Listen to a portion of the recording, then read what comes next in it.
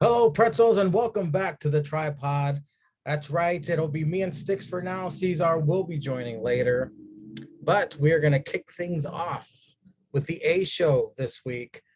And boy, double stack predictions episode of the tripod this week. And if there's any noises you can hear in the background, they're having a party next door. So I have a 10% chance of being shot or the house being burned down or fucking La Migra swarming the place. I don't know what's gonna It's happen. okay. But, This fat guy has a fan going, so if you hear something in my background, it's a fan going, keeping me cool. well, at least it's not a bullet hole. All right, so let's start off with NXT. Of course, Tony D with Deuce and Domino pissed off. Backstage promo. Santos struts out as they leave. It's the Hard R's versus Stacks and Two Dimes with Tony D. This is our first look on NXT of Tony's goons and tag action. Nothing special so far. The Hard and R working great together. Smash cut to Brown Order backstage. They heading out to the ring. Blade with a very funny botch trying to hit a top turnbuckle clothesline. He slipped and got none of it. Brown Order's out. Stacks and Two Dimes pick up win after a big boot sandwich to Hard or R. Wasn't too clear. Brawl ensues between Brown Order, Ravioli, Beefaroni, and Tony D. Sticks. The opening of NXT. What were your thoughts? Well, first off, I wanted to talk about the outfits that the Hard R's had when they came, when they showed them in the ring for their opening. One wearing a Carlton sweater vest, and the other looking like the second coming of Wakanda Forever. So I wanted to point that out. Yeah, I mean, this was a pretty good showing for the Hard R's, except for that top ropes slip boo that we had. Otherwise, they looked pretty good. I mean, this is our first peek at the goons, the Gabagoons, and I like their finisher. I like the double punches and then the double kicks to win it. So not too bad. We're obviously setting up for a tough walk at NXT in your house. Possibly. We're gonna see what happens with the meeting, with the family meeting. So oh no, not terrible opener for NXT.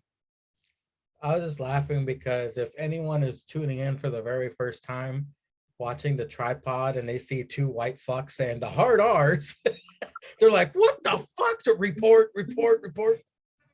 This is where, if you're watching this, obviously go to this channel, go back to start streamline binge watch the tripod, and then you'll find out. But also click subscribe, because this man has premium content that you can get for free on YouTube.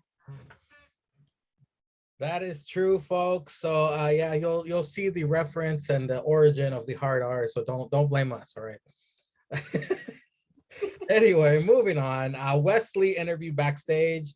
Kenzie trying to convince Wes that Senga didn't mean any disrespect by his comments, and Wes ain't having it.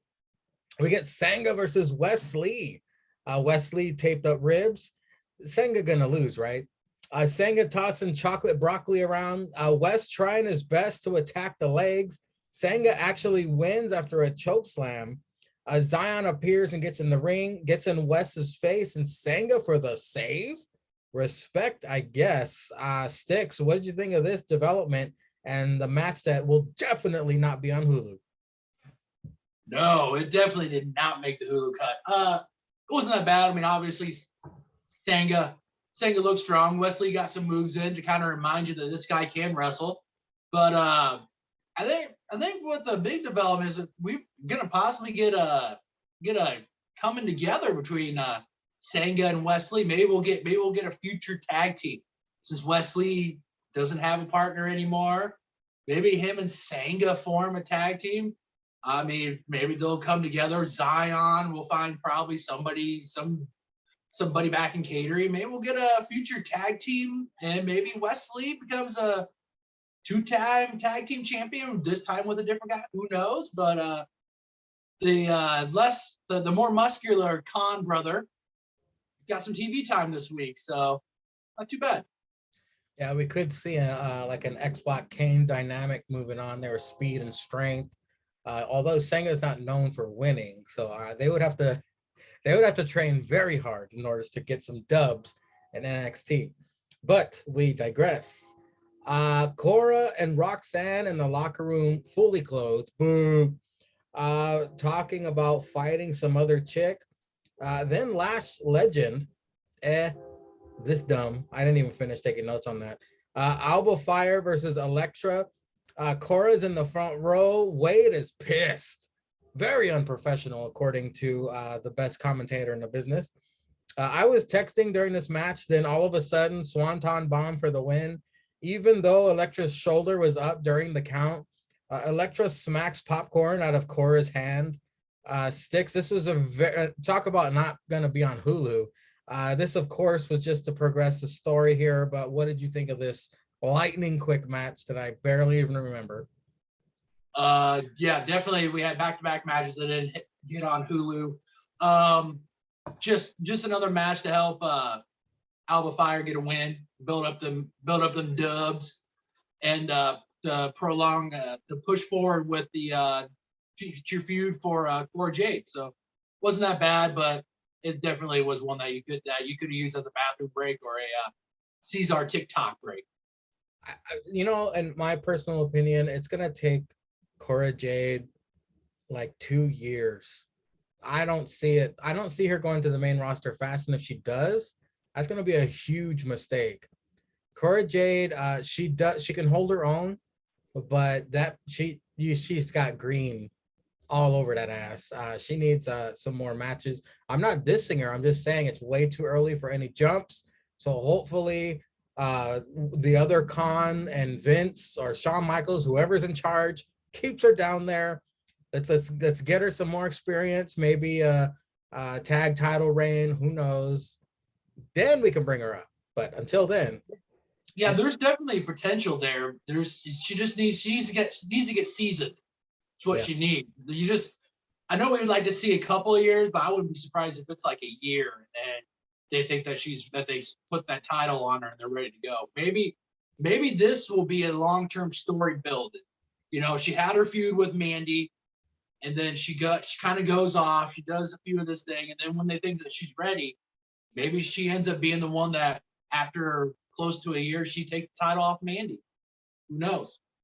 well, the reason why I got a little nervous there is because she got Natty's blessing, and Natty might have went to the higher ups and be like, you know what? I think she's ready. I'm gonna go shoot a cake video with my sister and throw our titties on the internet. But yeah, Cora Jade's ready. Just what we had seen in her last matches. I mean, they had her around the title picture, and then her and Raquel, they were tagging together, and then after a while, Raquel was gone. She got called up, so it's like maybe they're gonna celebrate this, but thankfully they haven't. She's taken the losses, and she's on that path to being what they could use as a future women's superstar.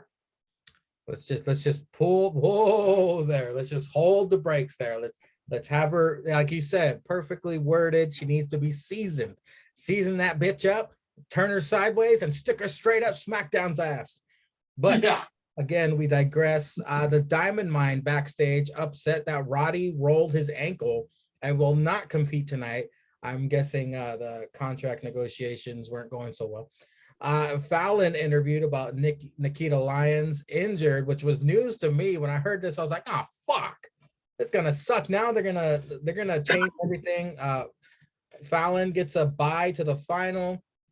Butter Putty confronts her about it. Butter Putty replaces Nikita.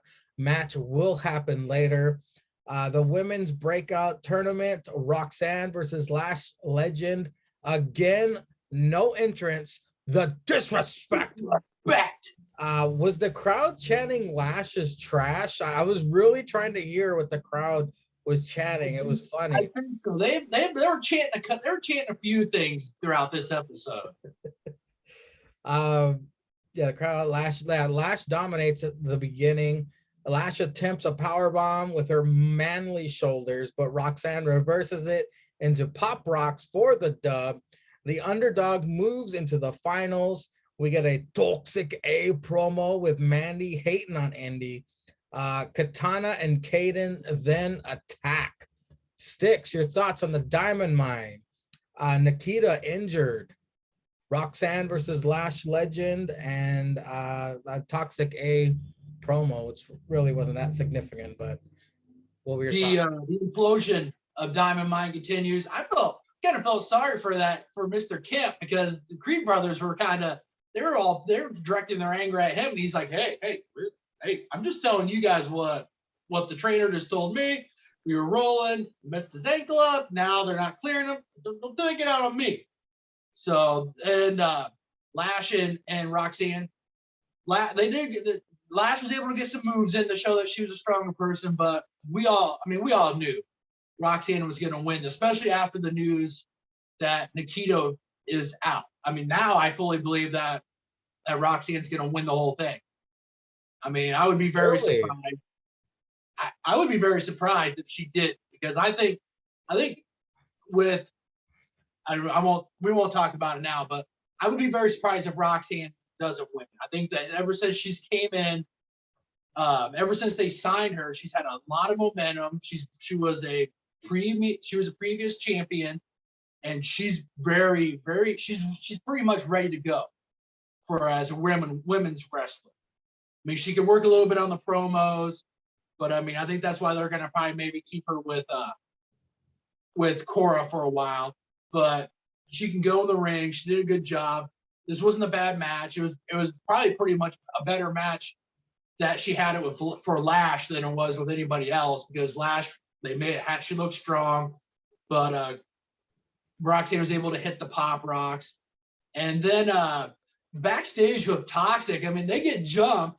Mandy starts throwing a few punches. The next thing you know, the refs and all that stuff come in, and then she just flicks her hair and she goes straight to the ring. She leaves a beeline. She doesn't even check. She doesn't even help Gigi and Jay. She was like, oh, okay, I gotta go, girls. I gotta go. I got a date in the ring. I just did my hair. I'm not gonna mess it up for this. That's the big thing I took away from that. She just walked right out of the ring. I'm like, you ain't gonna check on your girls. You're not gonna help them out. You're just, see you, girls. Gotta go. So for those listeners who are new to the tripod and you haven't turned off the episode after two white boys are talking about hard R's, in the previous men's breakout tournament, Stixy Drip here, the Miracle, the tribal chief of Drip Island, called it from the start. He knew that Mello was going to win the men's breakout tournament. And he is now saying that Roxanne could win the women's tournament, when we're going to talk about what happens later. But I am actually shocked that you said that. But hold on one second. Someone finally got done drinking with his buddy, and now he's going to be drinking on the podcast. That's right, ladies and gentlemen. The third leg of the tripod, possibly buzzed. We don't know. I got my alcohol out too, just in case. Julius Caesar has joined us on the tripod. Caesar, we are on the Indy Hartwell versus Mandy Rose match of NXT. So let me kick. How the fuck y'all get that far in like 10 minutes? Because there wasn't someone interrupting us every 5 seconds. Oh, so this recording's been shit since you started then. Sticks brought it to my attention that it's a double predictions episode. So I was like, oh shit, we better fucking knock this shit out, because I don't want to be on this computer for 15 hours. But we're starting with the NXT one first, because it has few matches compared to the fucking 14-hour double or nothing pay-per-view we got to talk about next. But Wade doing a great job putting Mandy and Toxic A over. He is sick of hearing about Indy's love life. Indy gets the best of Mandy before the commercial picture-in-picture. Mandy regains control during. Wade always rewatches NXT just to hear himself talk. That fucking popped me big time. Indy has improved a lot to even better than Mandy in the ring, if you ask me. Gigi and JC, along with Kaden and Katana fighting. Distraction provides a distraction, so Mandy can deliver a pump kick for the win. Father-in-law barges in. Sleepy Chew attacks Mandy. Just chaos all around, gentlemen. I couldn't focus on shit. But after this, Braun Breaker was interviewed backstage. Gacy trying to get in Braun's head. A football clip plays. Braun gets PTSD triggered. Pretty Deadly also with the promo backstage. Fabio sporting Becky's pirate shirt from Raw. Yes, boy. Sticks, what did you think? Andy versus Mandy. I was actually kind of hoping we get a little bit more offense out of Indy because I kind of have high hopes of Indy. I mean, just from what we've seen with when she was with the Way, with the tag team with Candice, and now that everybody's gone, and it's just her. I was kind of hoping that they had saw, oh, Indy's a good wrestler. I think that she can go, and I mean, she got some moves in. You can tell that she's gonna be a strong singles wrestler. I would have liked to see a little bit more, and I actually kind of would have liked to see this in a disqualification to still have Indy look somewhat strong. But I understand the distraction. It shows that Mandy needed it to beat her, so I was a little disappointed, but not really too with it. We're continuation. We're gonna get Caden and Katana, with Toxic A for the tag titles, and then everybody's favorite, the favorite chick in the onesie, old Sleepy Chew with her bag of balls comes out, nails Mandy with the bag of balls, and then does a little ball shower on her afterwards. So, little foreshadowing to what we're probably gonna look into for In Your House. Then we get yes boy, NXT's newest hot tag team, Pretty Deadly. And I started thinking of this. How much of a swerve would this be with what we got going on with Dynamite and Pretty Deadly? How much of a swerve would it be if old Roddy were to join with Pretty Deadly? Like if somehow they become an alliance. You go from Undisputed from the UE to Dynamite, and then now to Pretty Deadly. I mean, there's gonna be some fuck shit in this match, and it's gonna be Roddy somehow. He's gonna have a big hand in it. So I was just starting to think that, but Pretty Deadly. I mean, they're a really good tag team. You've heard Cesar talk about how good they are. If you get time, obviously we've told you go back on the Peacock, go watch some NXT UK. You'll see why they're so highly hyped and why they're so good at NXT USA today. So, but all in all, Pretty Deadly, good foreshadowing. They're gonna end the Creed brothers, so not bad. Sadly, this I kind of saw this possibly coming. Maybe the end of the Diamond Mine. The Creeds will take on Roddy and that one dude I can't remember his Damon and Roddy versus the Creeds, and a Diamond Mine implosion eventually, because you're not going to see Roddy come out there looking like Boy George joining Pretty Deadly. Yes, boy. Cesar, your thoughts on Indy versus Mandy? This was a pretty good match. You can have all the distractions you want. I mean, it was a non-title match, so it wouldn't have hurt Mandy to lose, because then you can still keep the feud going, and Indy could say she wants her title shot later, because I guess they're going with Sleepy Chew in your mouth. So Mandy could have lost on a likewise distraction. So whatever. But I mean, I guess I don't know. They feel they to keep her strong, or whatever. But yeah, Mandy could have lost. It wouldn't have hurt me either way. You can give Indy a win and have Mandy lose, and she still be the champ. Braun with the football video playing. If they're named Braun or Breaker in the segment, I do not give a shit. Next. Pretty Deadly. Yes, boy. With Becky's pirate shirt. And they wear whatever the fuck they want. All right. I seen Jackie Chan wear one of them shirts. You gonna tell Jackie Chan he can't wear that shirt? I don't want to be a pirate. Shit. Chan pirate size your crack ass. So Pretty Deadly. They in shape. I ain't in shape to tell them they can't wear that shit. Yeah, these two crackers are good in the ring. Should be a real good match against old Diamond Mine coming up. So yeah, they just talking a little trash, but ain't nothing wrong with talking a little trash. getting some hype for the match here. Next women's breakout tourney. It's Butter Putty versus Fallon Henley. Butter with red and white gear. She ditched the pink. Wade and Vic bicker about these women.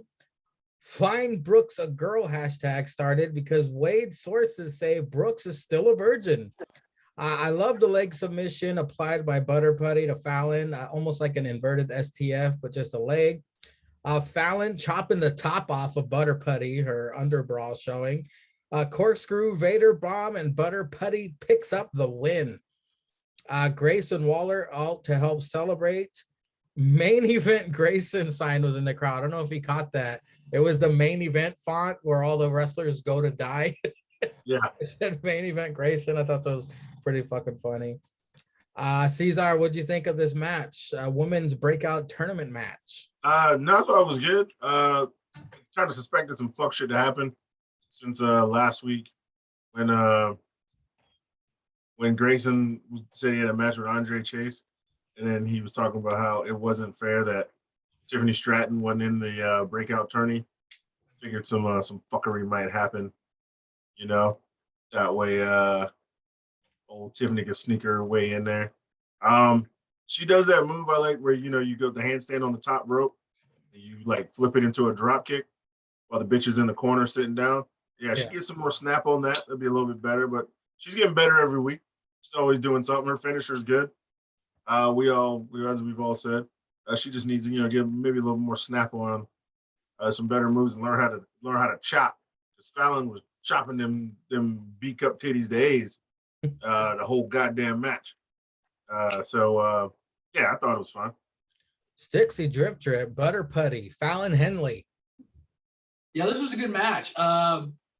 That submission move that she had on her leg, that was I would have liked to actually seen that be the finish because I thought that was pretty unique. Yeah. But no, she's getting better, and each of her matches have been on TV. I mean, they point out that she is a gymnast. She could have been an Olympic gymnast if she wanted to, but she came to WWE.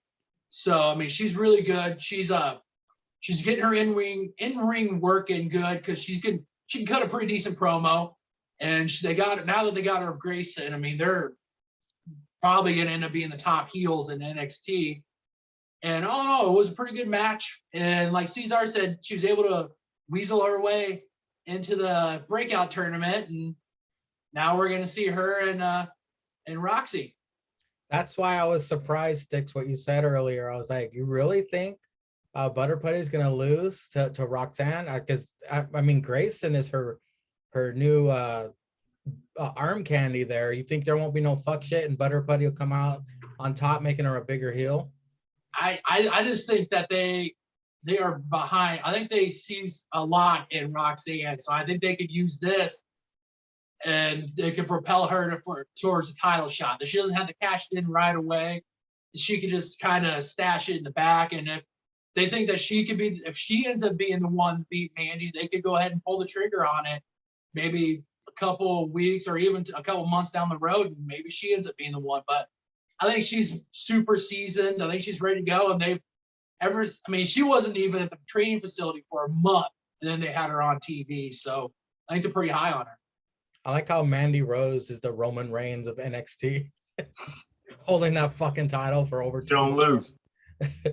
Caden and Katana interviewed backstage. Sleepy Chew happy about her balls hitting Mandy's face. I guess Sleepy going for the NXT Women's title next. A White Khali video backstage narrated by Mr. Stone. Thea Hell about to graduate. Braun in locker room approached by Duke. He doesn't care if Braun has daddy issues. Braun throws his ass against the locker. Well, I already know Cesar's not going to care about that segment, but Cesar, did you laugh when Sleepy Chew was happy about the balls hitting Mandy? Yeah. Man, Sleepy Chew can't do no wrong. Put this bitch on TV. Put this bitch on TV, man. She can't do no wrong. And she is goofy enough that it comes over as funny. And she's just doing some wild shit. I don't think she even cares anymore, man. Put more Sleepy Chew on my TV. She's probably happy she doesn't have to wear that fuck shit makeup anymore and sit in that chair. Sit in that damn chair with all the smoke. There's police sirens in the background. Yeah, I heard him. Fucking Your neighbors told start you, shooting. I'm about to get shot. I guess. White Collie video package. No, Caesar, nothing. I thought his name was Braun Breaker, so I skipped it. They keep showing us Thea Hale's process and graduating. She's coming soon. Just Yeah, I mean, we all know Jake skipped this one. He's 18. and then Braun is up next. So Sticks, what did you think about the whole Caden and Katana and Sleepy Chew with the balls? Yeah, Sleepy Chew talking about dropping balls on Mandy. Need to happen. Need it on TV. Thea Hale, yeah. Now we know Jake's out. He's swiping. He's swiping. He's not gonna pay attention to her anymore. So yeah, I mean, and White Collie. Okay. Yeah. It's like taller Braun Breaker, so I didn't pay attention. Up next, we have White Collie with Mr. Stone versus Ikemen Jiro. I still don't see much in White Collie. Wade said Jiro was yeeted into the crowd by White Collie. Jiro with an explosive start, but of course, White Collie dominates. Wade says NXT wrestlers have been eye raping Mr. Stone's hooker in the crowd. That's why White Collie is on a rampage. Style Strong watermelon jacket. They called him Style Strong. He's wearing his watermelon jacket and a side moonsault to White Collie on the outside. Elevated attitude adjustment, White Collie for the win. Briggs out of nowhere saves Jiro from another yeeting. Tony D and company in parking lot says he wants another meeting. Gonna make him an offer he can't refuse. Sticks, your thoughts? We had White Collie versus Jiro. Well, now we know what Ikemen Jiro's role is going to be in NXT. It's going to be that guy's going to clutch those losses on NXT 2.0 TV. So if you want to see him collect some L's, probably going to have to get on the Peacock, watch Level Up on Fridays, and maybe then you might catch some dubs. But yeah, I mean, this was just set up for White Collie to get the win, and then the other part of Briggs and Jensen, he's got to come out because this boy's power hands in a cast, so he can't get no loving. God knows he ain't got no social skills, so he ain't gonna be able to talk to no women. So he's got to avenge his fallen comrade. And yeah, next week we're gonna get another sit down between the two families. So that'll be interesting. Obviously, it's gonna probably set up to them being in a match at in your mouth. So it'll be good to watch. It'll be interesting to watch that. This was another reason why I told you guys I don't like Tony D, because they're severely embracing all the Italian stereotypes. I'm gonna make an offer he can't refuse. All right, we get it. I don't take that fucking idiot serious anymore. And now he's got those two jabronis by his side. What were they? Cesar, ravioli, and beefaroni. Man, just say two Italian. Parmesan, Reggiano, and fucking, I don't know, pesto. Were you able to catch White Collie versus Jiro, or were you TikTok? I watched it, but I watched it on TikTok. I really didn't watch it, but it was all right. It was all right. Yeah, they're fucking up Jiro already, and he was in their breakout tournament this year. They're already fucking him up. Yeah, nobody cares about White Collie. Can't talk. One thing I care about is Superman Stone and that slutty bitch that's out there. And then Tony D and the family with all the stereotypes. Yeah, whatever. This is gonna be a trios tag at fucking In Your Mouth. We all know it. Get this trash out of here. We don't need to have no meeting about no goddamn trios tag. Y'all bitches just show up in the ring and have your trios tag. We had Mr. Stone, Hooker, and White Collie in the back. I don't even know why I mentioned it. Mandy interrupts Vic talking about In Your Mouth. Mandy is a grown-ass woman. Gigi and JC gonna beat the Oompa Loompas. Wade, back to you, honey. And then Wade over the moon. She said my name. Bricked up. Yeeted. I just yeeted in my pants. No. Wade was bricked up. Trick and Mello back at the barbershop. Goddamn. Cameron Grimes crashes the barbershop, Cesar. Everyone might have been happy to. Oh, that's Mello. Everyone might have. What the fuck? Everyone might have been happy to see you win that title, but not me. Mello says. Me either. Smash cut the trick. Me either. Yeah. You are just a champion. Grimes says. You're just a title holder. Mello says. Grimes gonna prepare for Mello next week by facing Nathan Frazier. I don't know how smart that is, Cesar, but what did you think of the whole funny interaction between Mandy and saying Wade's name and he fucking Wade being all bricked up, probably had to adjust his pants when they took the camera off of him. Mandy already trashing Vic. Started off. She said, Vic, shut your ass up. Then and then talk her talk. And the other hoes got some words in. And then Wade, back to you, honey. She called me honey. You hear that, Vic?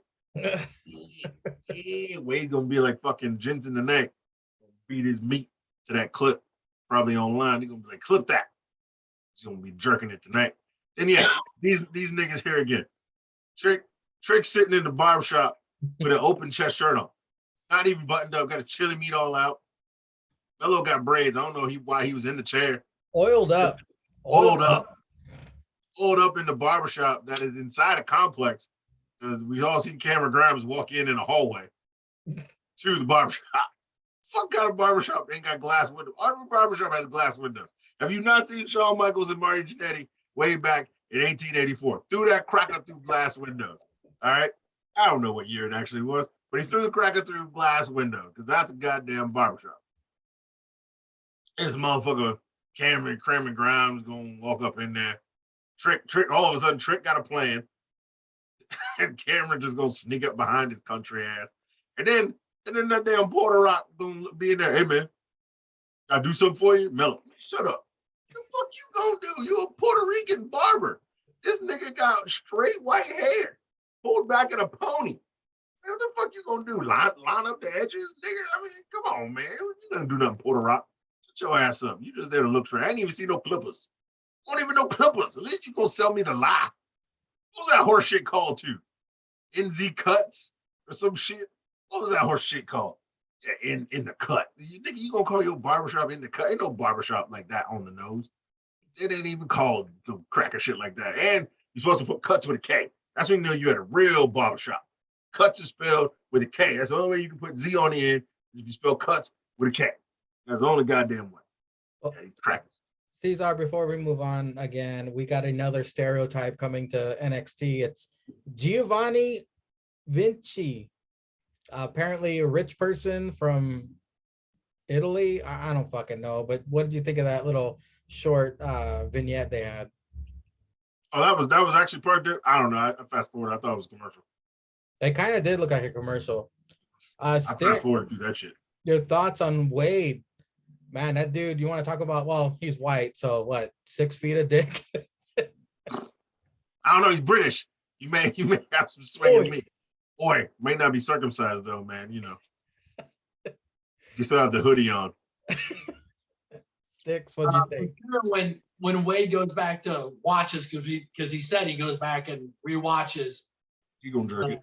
Previous episode of NXT. He's gonna spend a little extra more time on this part of the episode. Mm-hmm. Yep. Man, that man went 6 to midnight and the Scorpio Sky finger snap. Bricked up. He was bricked up and he had his O face on as soon as they threw it back to him. He was looking at Vic because he got pleasure. He got twice his pleasure. One, she made fun of Vic, and two, she mentioned Wade's name. Those are 2 things in Wade's announcing career that you can get him bricked up in a matter of seconds. You do those 2 things, and she did. So she made his day. And the barbershop, man, as soon as I saw that barbershop name on the glass, I thought, What do you mean glass? It was on a wall. well, I thought it was on a door. I thought it was on the door too. The door was in a hallway. Nigga, how am I supposed to see where the damn barbershop is in the door in the hallway? Door's supposed to be on the glass window. So when I drive by, I'm like, oh shit, that's a barbershop. Look, there's a nigga in there with an open shirt with baby oil on, trying to get a cut. And you stop in there and you be like, hey man, how much for a cut? He says $20. and then you sit in the chair. It's in an outlet mall. Probably is cheap ass Mello. But I thought for sure when I saw that, I thought someone was going to go through it. Just because, like Cesar said, you do a Z, you got to have a K. I mean, these are Good facts. rules. In Miami too. I guarantee there's a barbershop up the street from them. Oh, yeah. When you're down in Florida, yeah. So this is the way of life down there. So, I mean, Cameron decided to come walk all up that thinking he, North American title champion. And Mello wasn't wrong. He got lucky. And like we had talked about previous, fans have turned on him. I mean, they have been sided with Mello whenever they say that he's got lucky and all that stuff. Fans are chanting it. So maybe Mello takes it off him. Or maybe he holds it long enough for who we didn't see this week. Maybe the street man's the guy that takes off. Who knows? Damn right, street man. Well, it's just funny that he thinks he's going to walk right through Nathan Frazier. He's like, I'm going to warm up by going against Nathan Frazier. I was like, have you seen Nathan Frazier, dude? You really think you can take out that dude just as easy as, like Sticks said, a fucking Scorpio snap? That dude's going to beat the shit out of you and fly all over the ring while doing it. Cameron Grimes has confused himself with an anime character and that he has plot. So he thinks he's just going to walk right through Nathan Frazier because he's like, oh, I got a title match. So I'm going to beat this jabroni because I got plot. That's not how armor. He's got plot armor, man. He's walking plot armor right now. You know what I'm saying? When you think the hero is going to get defeated by some new supervillain, and all of a sudden the Cracker just powers up. So Nathan Frazier is going to be all flippy floppy, whooping his Cracker ass. And all of a sudden, Cameron Grimes is going to get lucky. He's going to slip on his ponytail, twist his ankle, then cave in for the win. Plop. See you right now. Sticks, any thoughts on that Giovanni Vinci vignette? This Cracker's real name Giovanni Gavinci or some bullshit? That's what it said on the screen. Yeah, because towards the end they did the Vidi Vidi Vici, and then it showed Giovanni Vinci, and I'm like, what? Come on, Vince. Come on, guys. You got three. You got Tony D, and you got his two Goombas with him. And if you're gonna do this, Cesar's upset. All right, you upset Cesar by saying that. I mean, if you're going to introduce this guy, you should have did it with Tony. I mean, that would have been you could have started another faction. But I mean, I don't know what we're looking forward to. I don't even know what this guy looks like. But I guess they love their stereotypes. So he's going to come out like Super Mario and shit. It's a me. It's a Vinci. Yeah. The main event: Braun Breaker versus Duke Hudson. Gacy and Druids watch from the balcony. Vic had to zip tie Wade's hands behind his back so he doesn't touch himself while watching Duke. Impressive delayed vertical to an uneven Duke, but Braun able to balance. It's a decent match, but it doesn't really feel like an NXT main event worthy match to me. It's all about whatever fuck shit Gacy is about to pull. I know it. Why take notes on the actual match if the inevitable outcome is fuck shit? Yeah, there's a commercial picture-in-picture. Braun attacks Fudget Druids. Gacy distracts. Braun hits Duke with the chair. Gets DQ'd. Duke wins. This is dumb chants. Close out the show. Sticks. This subpar main event for NXT that we usually love. What did you think? My thing was Duke fucking saw Gacy and the two Druids at the top. And he's like staring. And Braun's not even fucking paying attention. Like Braun is looking at fucking Duke, and Duke's just staring at him. And then they circle around. They do like a full circle, and then all of a sudden Braun notices Gacy and the Druids at the top. It's like your fucking opponent was just staring at him, man. Come on. But this match, yeah, I mean, they're pushing it that Braun is so predictable. So, and he played it up, which makes you kind of figure he's going to do something unpredictable at the pay-per-view and probably keep the title. So, but all in all, this was a lackluster main event for NXT, and they very rarely do that. So I was kind of disappointed with it. Well, Caesar, I understand exactly what you're saying about Braun, but then you add the dumb shit that Gacy's doing now. It's like a double negative here. I'm just like, why am I watching this? This is so dumb. Did you even catch this? Oh no, I watched it. What'd you think? Duke looked tall, and Braun looked like he had wide shoulders. 6 feet, 6'5". Is it? Oh, that's what. It is. Duke is 6'5". Those Remember. crackers in them robes have got to be hot. Because them robe hoods do not come, even if they come off, their faces are like covered. These motherfuckers got to be in there hot. What's that shit made of that they can see through that, but we can't see through it on their side? What the fuck is made out of that robe hood? What is that? Velvet? Cashmere? I don't know what that shit is. It's pretty popular around Halloween, so I mean, I'm guessing, and yeah, I don't know. Carmelo was right. When Carmelo had the title, he was the A champion. So Dolph won that title. Then that shit was good.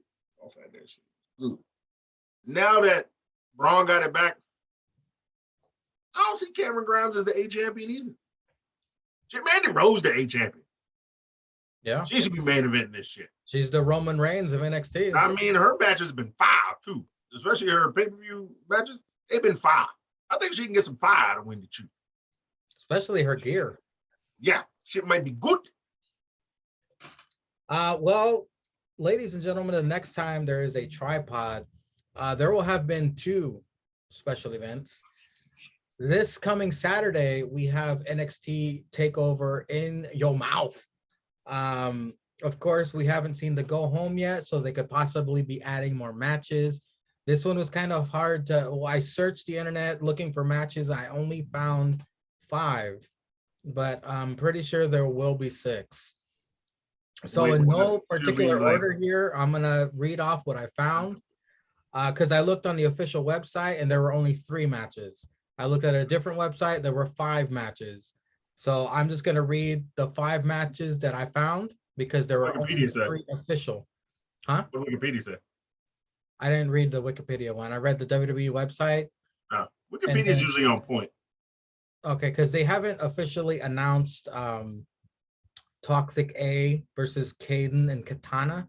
It hasn't been officially announced on the WWE website. So we're just But guessing. I wrote it down anyway I because think they're gonna do I think they're doing like that announcement bullshit next week. So I think they made. I think For the when home show. GG and JC were talking about it, they said something about it, or or Kate and Katana said it during an interview or something like that. It was brought out. They were gonna make it official next week. before I looked it up, I thought it was gonna be like a winner take all situation, like 6 women. Yeah, because they're having a trios tag next week, right? Yeah, that's what I thought it was gonna ultimately be, but I guess for now, I told Sticks if they change anything or move stuff around or add shit, we'll just put additional predictions in the chat, the one chat that we have, us 3, and that'll be the official predictions for that. But all that aside, women's tag team title match, Toxic A versus Caden and Katana.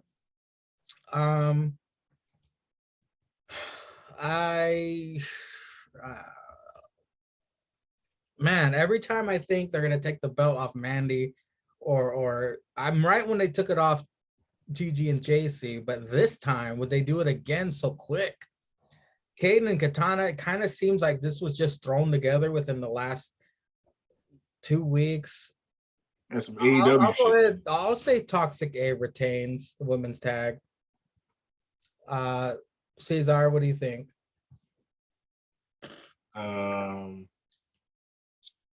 Fuck. Yeah, I'll say. Yeah, I don't think they're gonna take it off of them. I say Toxic A. Okay. Sticks. Yeah, this was thrown together way too fast. So I don't see Toxic A losing this. Up next, Brown Order versus the Family. Again, this has not been official. It could be Santos versus Tony D again. I don't know. But Could be hypothetically, I just put Brown Order versus the Family. Sticks, what do you think's gonna happen here if this match happens? I think Tony D and the boys are going to win. Okay. Caesar. Okay, so there are 6 matches on Wikipedia. Okay. Did you forget Tiffany Stratton and Roxanne? Yeah, I did. Breakout women's. Yeah, I Yeah, did. the breakout women's champion. Yeah, it should be up there. Okay, hold on. Breakout. Wait, that's not this Wednesday, right? No, it says it. Well, it has it labeled on Wikipedia at the pay-per-view.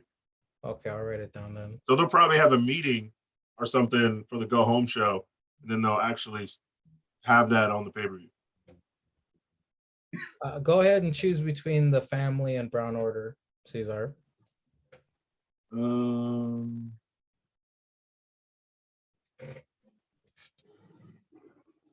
Damn, funny enough, that's not on Wikipedia, so there might be 7 matches. I will pick Brown Order. Okay. I'm picking the family only because of what happened the last time Santos and Tony D got in the ring together. Santos went over with some fuck shit. The family, they're gonna get their AJ back, and there's gonna be some massive fuck shit. The family will take this one if it happens at fucking In Your House. We'll go for the breakout tournament one. I already know Sticks answered, right? Sticks, who'd you choose between family and Brown Order?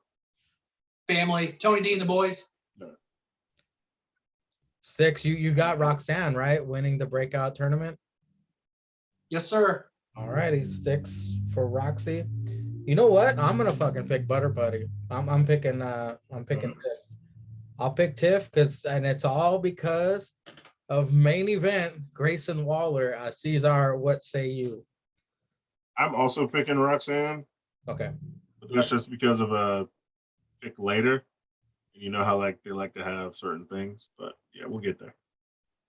I do not have Mandy versus Sleepy Chew. Is it on Wikipedia? It's on the card on Wikipedia. Yeah. I'll add that one then. Mandy versus Chew.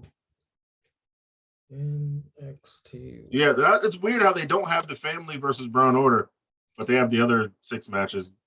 I'm guessing that the go home show, they're going to be adding all kinds of shit, possibly. Shit, yeah. In this case, there's no way they're putting it on Chew. No fucking way. Mandy's retaining. Caesar? Yeah, Mandy's retaining, which is why I think Roxanne is winning, because you always got to have a face and a heel. I want to see if they'll actually put the title on Roxanne. She actually can wrestle, maybe give her the old Paige treatment back in the day, and they gave that bitch the title when she was young as fuck. If Chew and they called her up to Raw.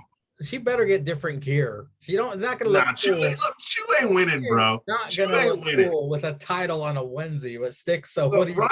Roxanne has more wrestling experience than Chew. Chew ain't winning. What do you think, Sticks?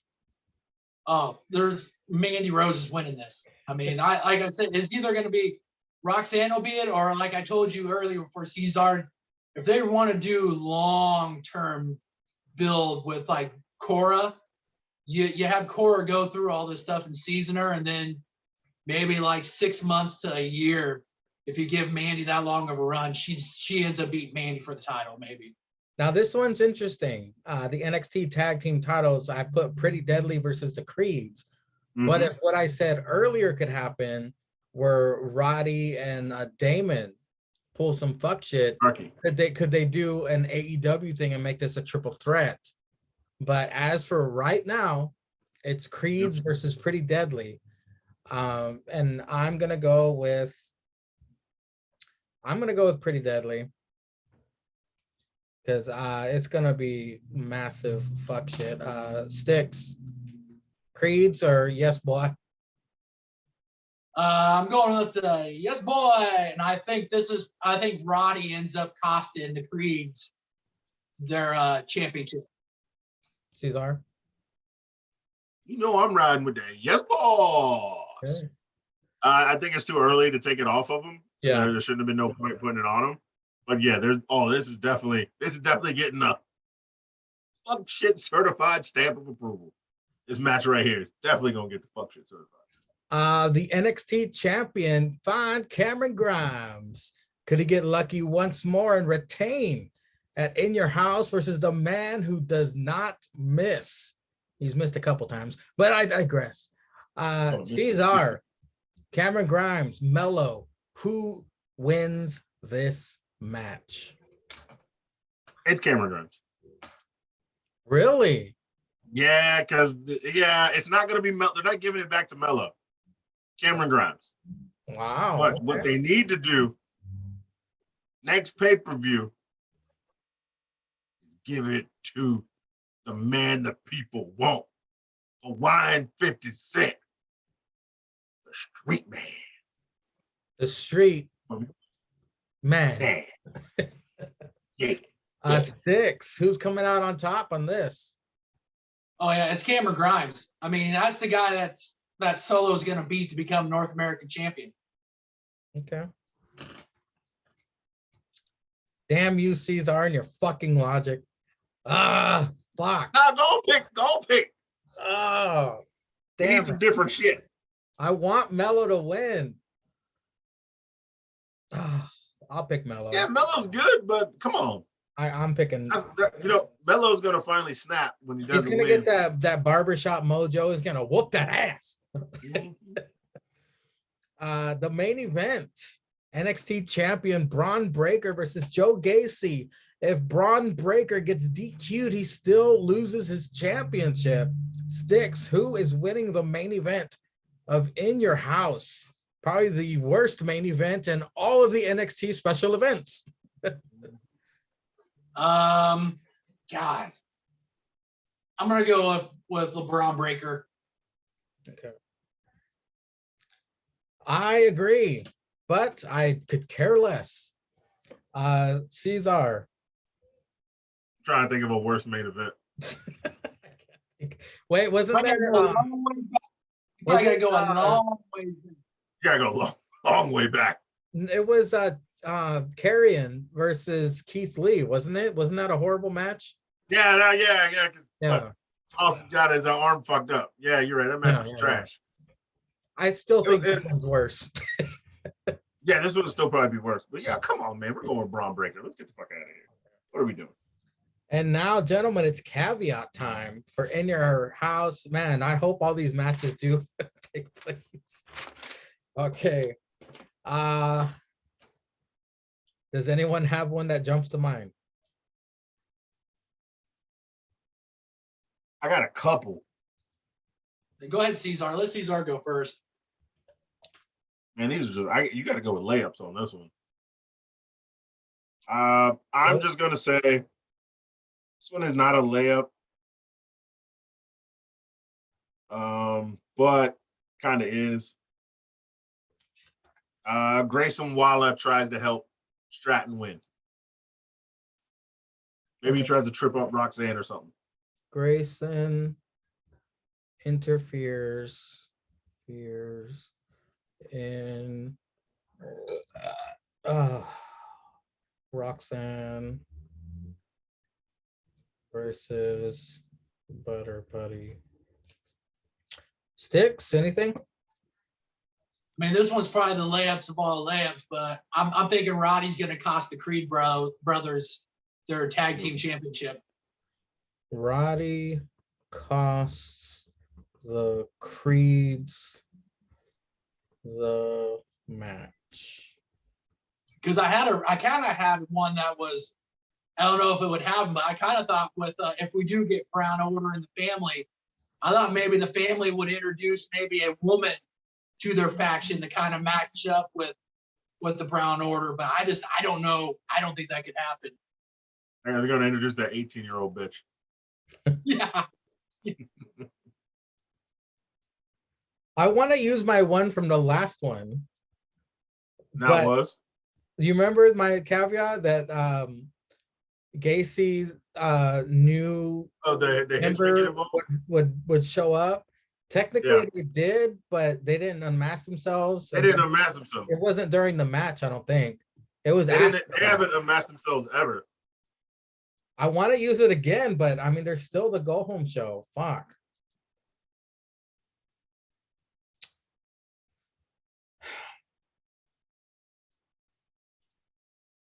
Don't you pull no fuck shit. Um, And watch it be Duke Hudson cost Breaker his title. That'd be lit. I mean, technically, he should get a match title that shot. you guys didn't pick. So we got the breakout tournament. We got the tag match.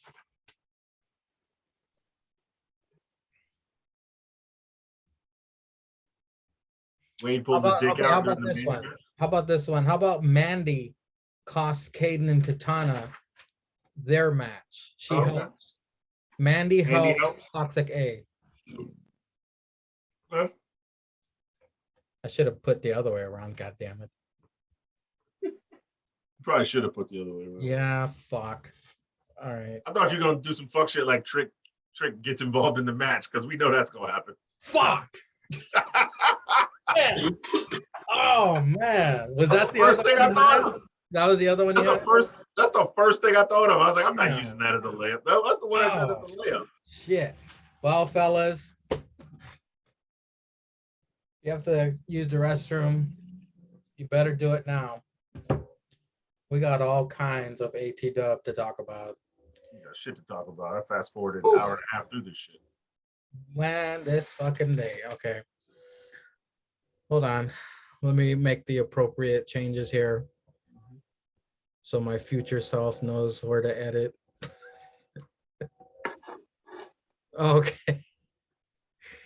This might Oh, be boy. kind of controversial, but I kind of thought this was one of the better episodes of Dynamite. It's a go home show, so it was good.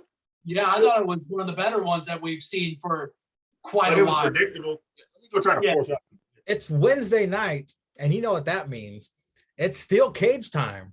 MGF with the special Burberry ref sleeveless shirt. Pop me big time. That was genius.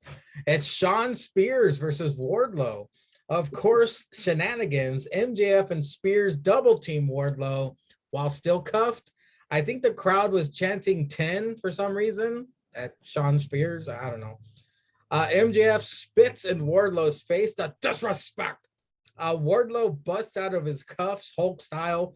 Wardlow hits Swanton. MJF does not count. Wardlow attempts a power bomb. MJF kicks him in the nards. C4, near fall. Spears exit the cage and gets a chair. I guess you must win via pinfall or submission. Again, WWE programming. They said as soon as Spears left the cage, you're like, well, this is you got to win by pinfall or submission. I'm like, okay. Spears accidentally hits MJF with the chair. Tony with his Santa Claus laugh. Let the powerbomb symphony begin. 3 deep.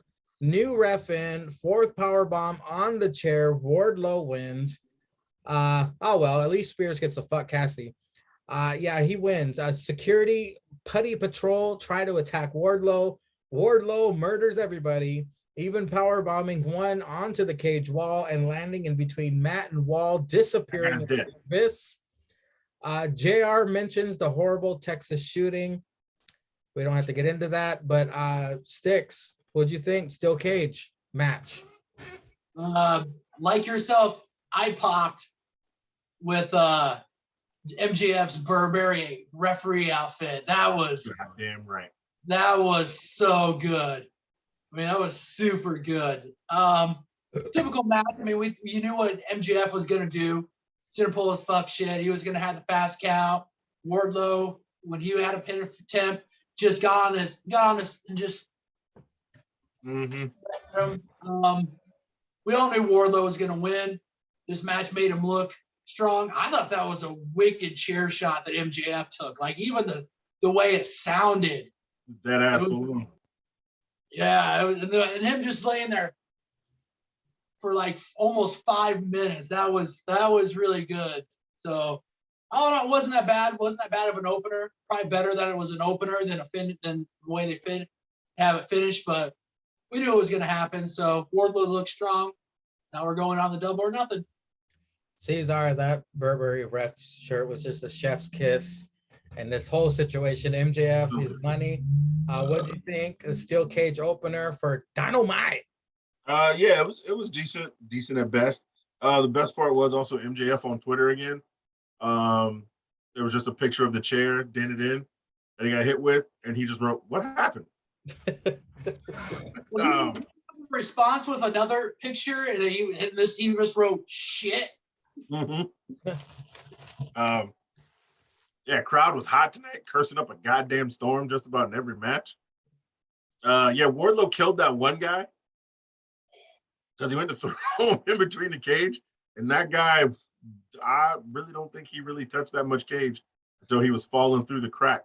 Maybe don't have that much space in cage where a whole fucking human body could fit down there.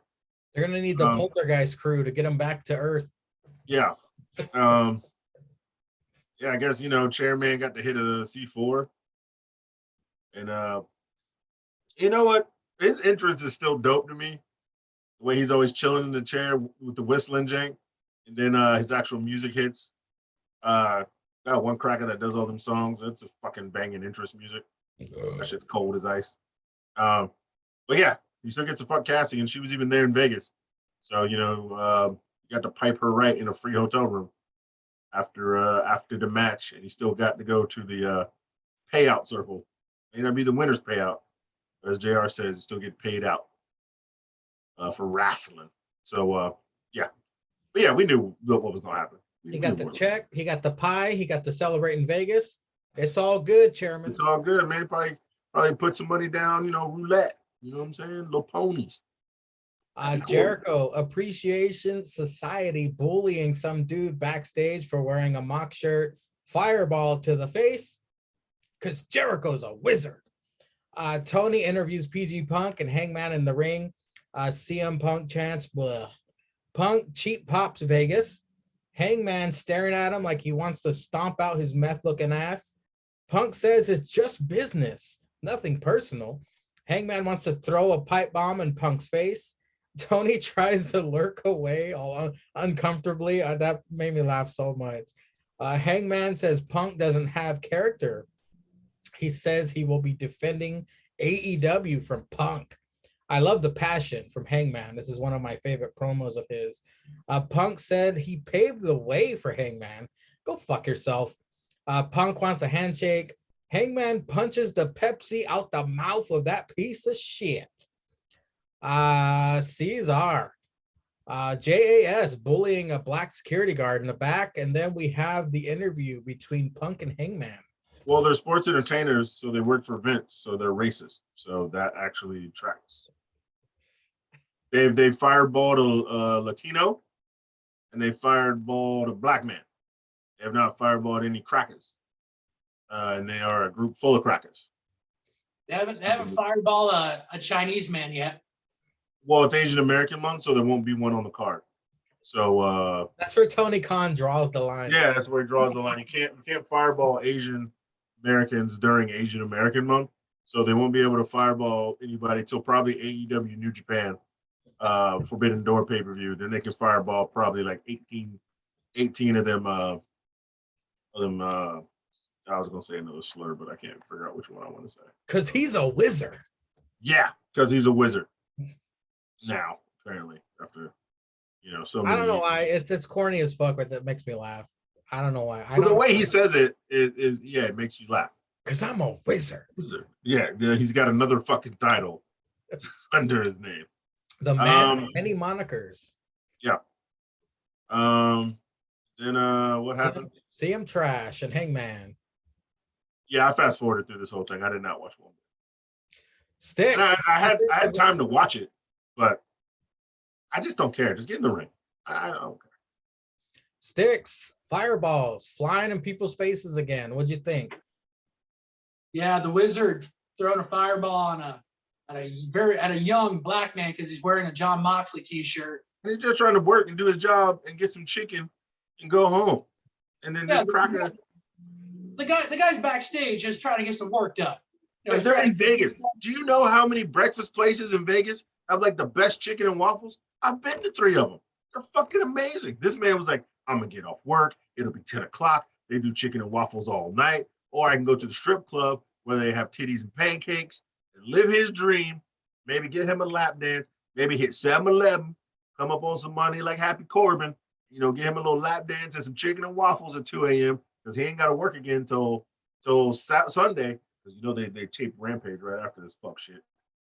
And here comes Jericho, just throwing fire in Cracker's eyes. What kind of white people shit is this? Tony Khan better get that nigga a bonus. Now he got to go to the hospital. No, he ain't got no insurance. He black. Tony ain't paying for insurance. We know that's what wrestlers. Wrestlers only get. You think they took him to the hospital? No. They took him back to the fucking trainer's room, threw some, probably trying to flashlight in his eyeball. Can you see that? Oh, you can sort of see it. Okay, just put a little ball on it, tape it up, send him back to the back. Don't worry about your eyebrows. No one can see them. No. See what happened is there's always an ambulance back there, and them niggas know that niggas ain't got no health insurance, and that's a $300 fee to the hospital to get your dumb ass in the ambulance. But see, he was probably fighting them. Like, nigga, I ain't got $300 to pay you crackers. I ain't even finished my shift because this asshole threw a fireball in my goddamn eye. I got these headphones on listening to this cracker in the skeet suite talking about Asian Heritage Month, and not a damn Asian was on the card, I think. Well, I guess if we counting Samoa Ho. I don't know. And then, you know, all he was thinking about is, man, I got an hour more of this bullshit. I can get me some chicken and waffles. But, you know, you got crackers throwing fireballs like it's a goddamn Mario video game. What, Chris Jericho think he was in front of a fucking Oompa? He's fun of the fucking, little things you jump on. This cracker throwing fireballs like mushrooms. Yeah. Think he's some goddamn turtle, a little brown piece of shit, and he throwing fire in this nigga face. Nigga just trying to get some chicken and waffles, man. Can't even work. He's out of work, Sticks. Now you got bills coming up. You know that nigga ain't paid his cell phone in 3 months. You know he's just paying it just so they don't cut it off. He got crackers throwing fire in his face. They're in Vegas. How's this guy going to be able to go enjoy himself? I mean, this will probably be the only time he gets to go to Vegas. Oh, for free. Yeah, for free. For free. And Jericho ruined it.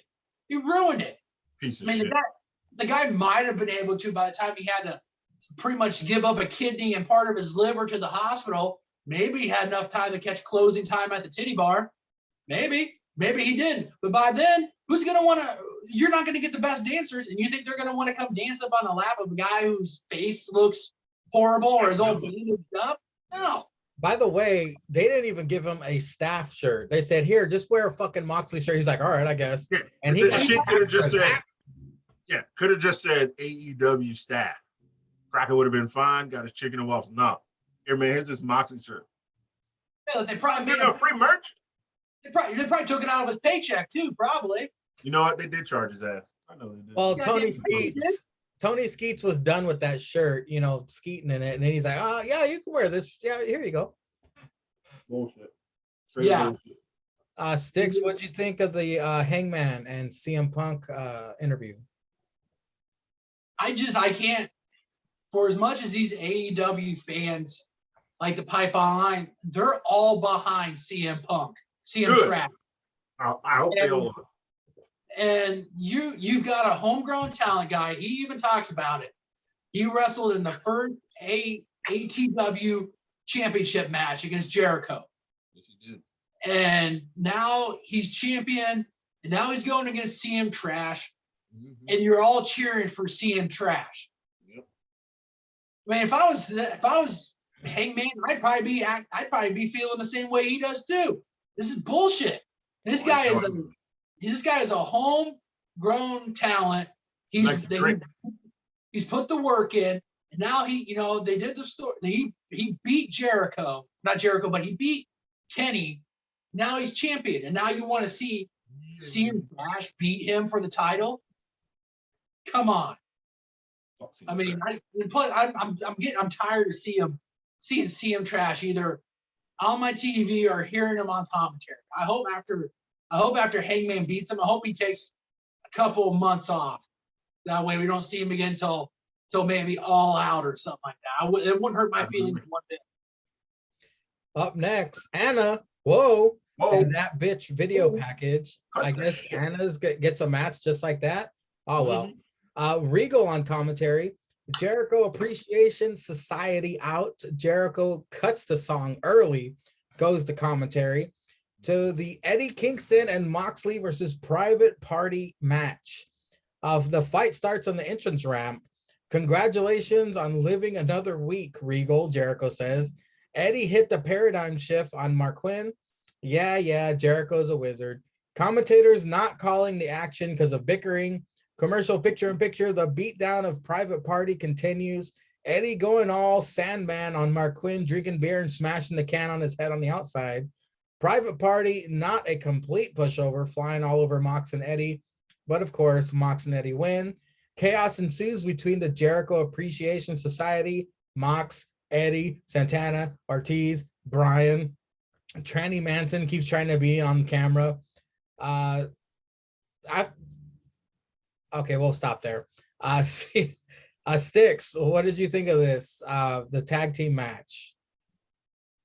The only thing I'm going to say about this was good job on Private Party for getting on TV, on actual legit TV. Good job. That's all I'm going to say about this match. Go ahead, Cesar. Private Party still is one of the coolest entrances. I didn't know they added a bouncer and the fucking velvet rope, and that cracker even tipped him from fucking in through the rope. That man had the 20 in the pocket and dipped it over the head like that, gave it to the bouncer, and then man was taking off the watch and the chain on the ramp because them two assholes came up running. Still got the best. Is their song still shots? Yeah, still got the best entrance music. Yeah, because it starts with that one girl. Oh my God, is that Private Party? Then it's like shots. And then he came out there, shots. What we want, shots. What we need. The coolest shirts too. And he was wearing the shirt. I have one of those shirts. My first AEW shirt was the Shots Are Calling. Great shirt. My first too was the Private Party shirt. Yeah, awesome shirts. Look, these guys get looked over. I don't even know who the top 5 tag teams are, but I guarantee you there's a WWE asshole in at least all of them. And I'm including the tag champs because Christian is their coach. Yeah, but you got Private Party, homegrown. They won. Haven't barely even sniffed tag team championship. Jay, I think they had a shot at the ROH titles before they had the AEW title, or the Impact title. They had a shot at the Impact title, heavyweight championship, before they even had AEW championship, and they knocked the Young Bucks out the tourney. That's their claim. Is that they beat the Young Bucks? Yeah, in the inaugural tourney for tag team championship. Hey, but yet Swerve and Keith Lee are a top 5 tag team on 10 matches. On 10 minutes, fat ass Lee, who's injuring everybody. Ain't nobody wrestle his fat ass because that nigga 412 pounds, and the combined weight of every other wrestler on that show besides Miro is 318. So how the fuck the whole damn organization, which weighs 318, will wrestle Keith Lee's fat ass 420 pound ass, like just sweating chicken grease all over the ring, throwing Orange Cassidy into the 12th seat of the goddamn rope, broke his arm. Yeah, broke his arm. First match in the company, broke Orange Cassidy's arm. I mean, not that I care. I want to see Orange Cassidy wrestle, but just broke that nigga's arm, throwing him into the 12th row because you got too much goddamn power in your soul. And you throwing that little light 110 pounds. You know you can throw 110 pounds to the 12th row, Keith Lee. Keith Lee, I seen you bench 480 pounds with your dick. You out here flattening mattresses with me and him out here on your honeymoon and shit, and then you gonna throw a little 108 pounds. That man Yim outweighs Orange Cassidy. He used to be Mexican, but he flattened her, so she got all slanted. Got all slant-eyed, man. Now she eating rice 8 days a week. You know, I'm talking about, where that egg roll at, Keith. You know what I'm saying? Put some duck sauce on it. And then you out here throwing Orange Cassidy to the 12th goddamn row. You about to wrestle Junk. Anna Jay better ride Jungle Boy all day Saturday. Whoa. Because if he get in that ring with Keith Lee, that little ass cracker about to die. He hope he got a willing testament, nigga. Because he fitting to die. He dead.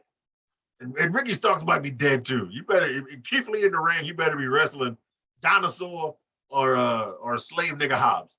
Like, he better be wrestling something, man. You gotta have that big darky super nigga in the ring that's been passed down slave generations since 1546. Just, the strongest slaves humping each other.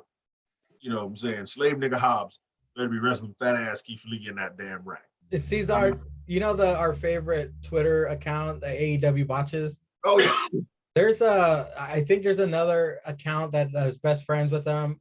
They have been on this rant about Tranny Manson trying to make herself noticeable. No, yeah. I seen In AEW watching every single match. Yeah. It's fucking hilarious. And she did the same thing here as well. Yeah. Goddamn slave Wow. nigga. That bitch. Sorry, no. Well, we were on a different match because we were talking about John Moxley. We'll get to that. But yeah, this was just pretty much a damn jerk fest for John Moxley and Kenny and Eddie. No, my point is that she wasn't even in this match, but when the pull apart came, she made she was out there. She was hugging Jericho like all over. Jericho. She's in the middle. And Jericho kicking Daniel Bryan in the leg, so she's either looking after Bryan or hugging Jericho. Just Aubrey Edwards wrestling popped me big time, man. Oh, that follow AEW Botches on Twitter. It's fucking gold.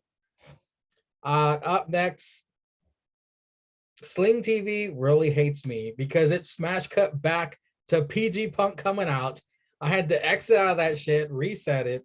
It's FTR versus Roppongi Vice for the Ring of Honor tag titles. Someone is on commentary, I think. Caprice. This is a great tag team match of two teams who work well together and know their tag team craft. They get a commercial picture-in-picture. Roppongi in full control of Cash. Uncle Dax the Axe looking like $1 million in this match.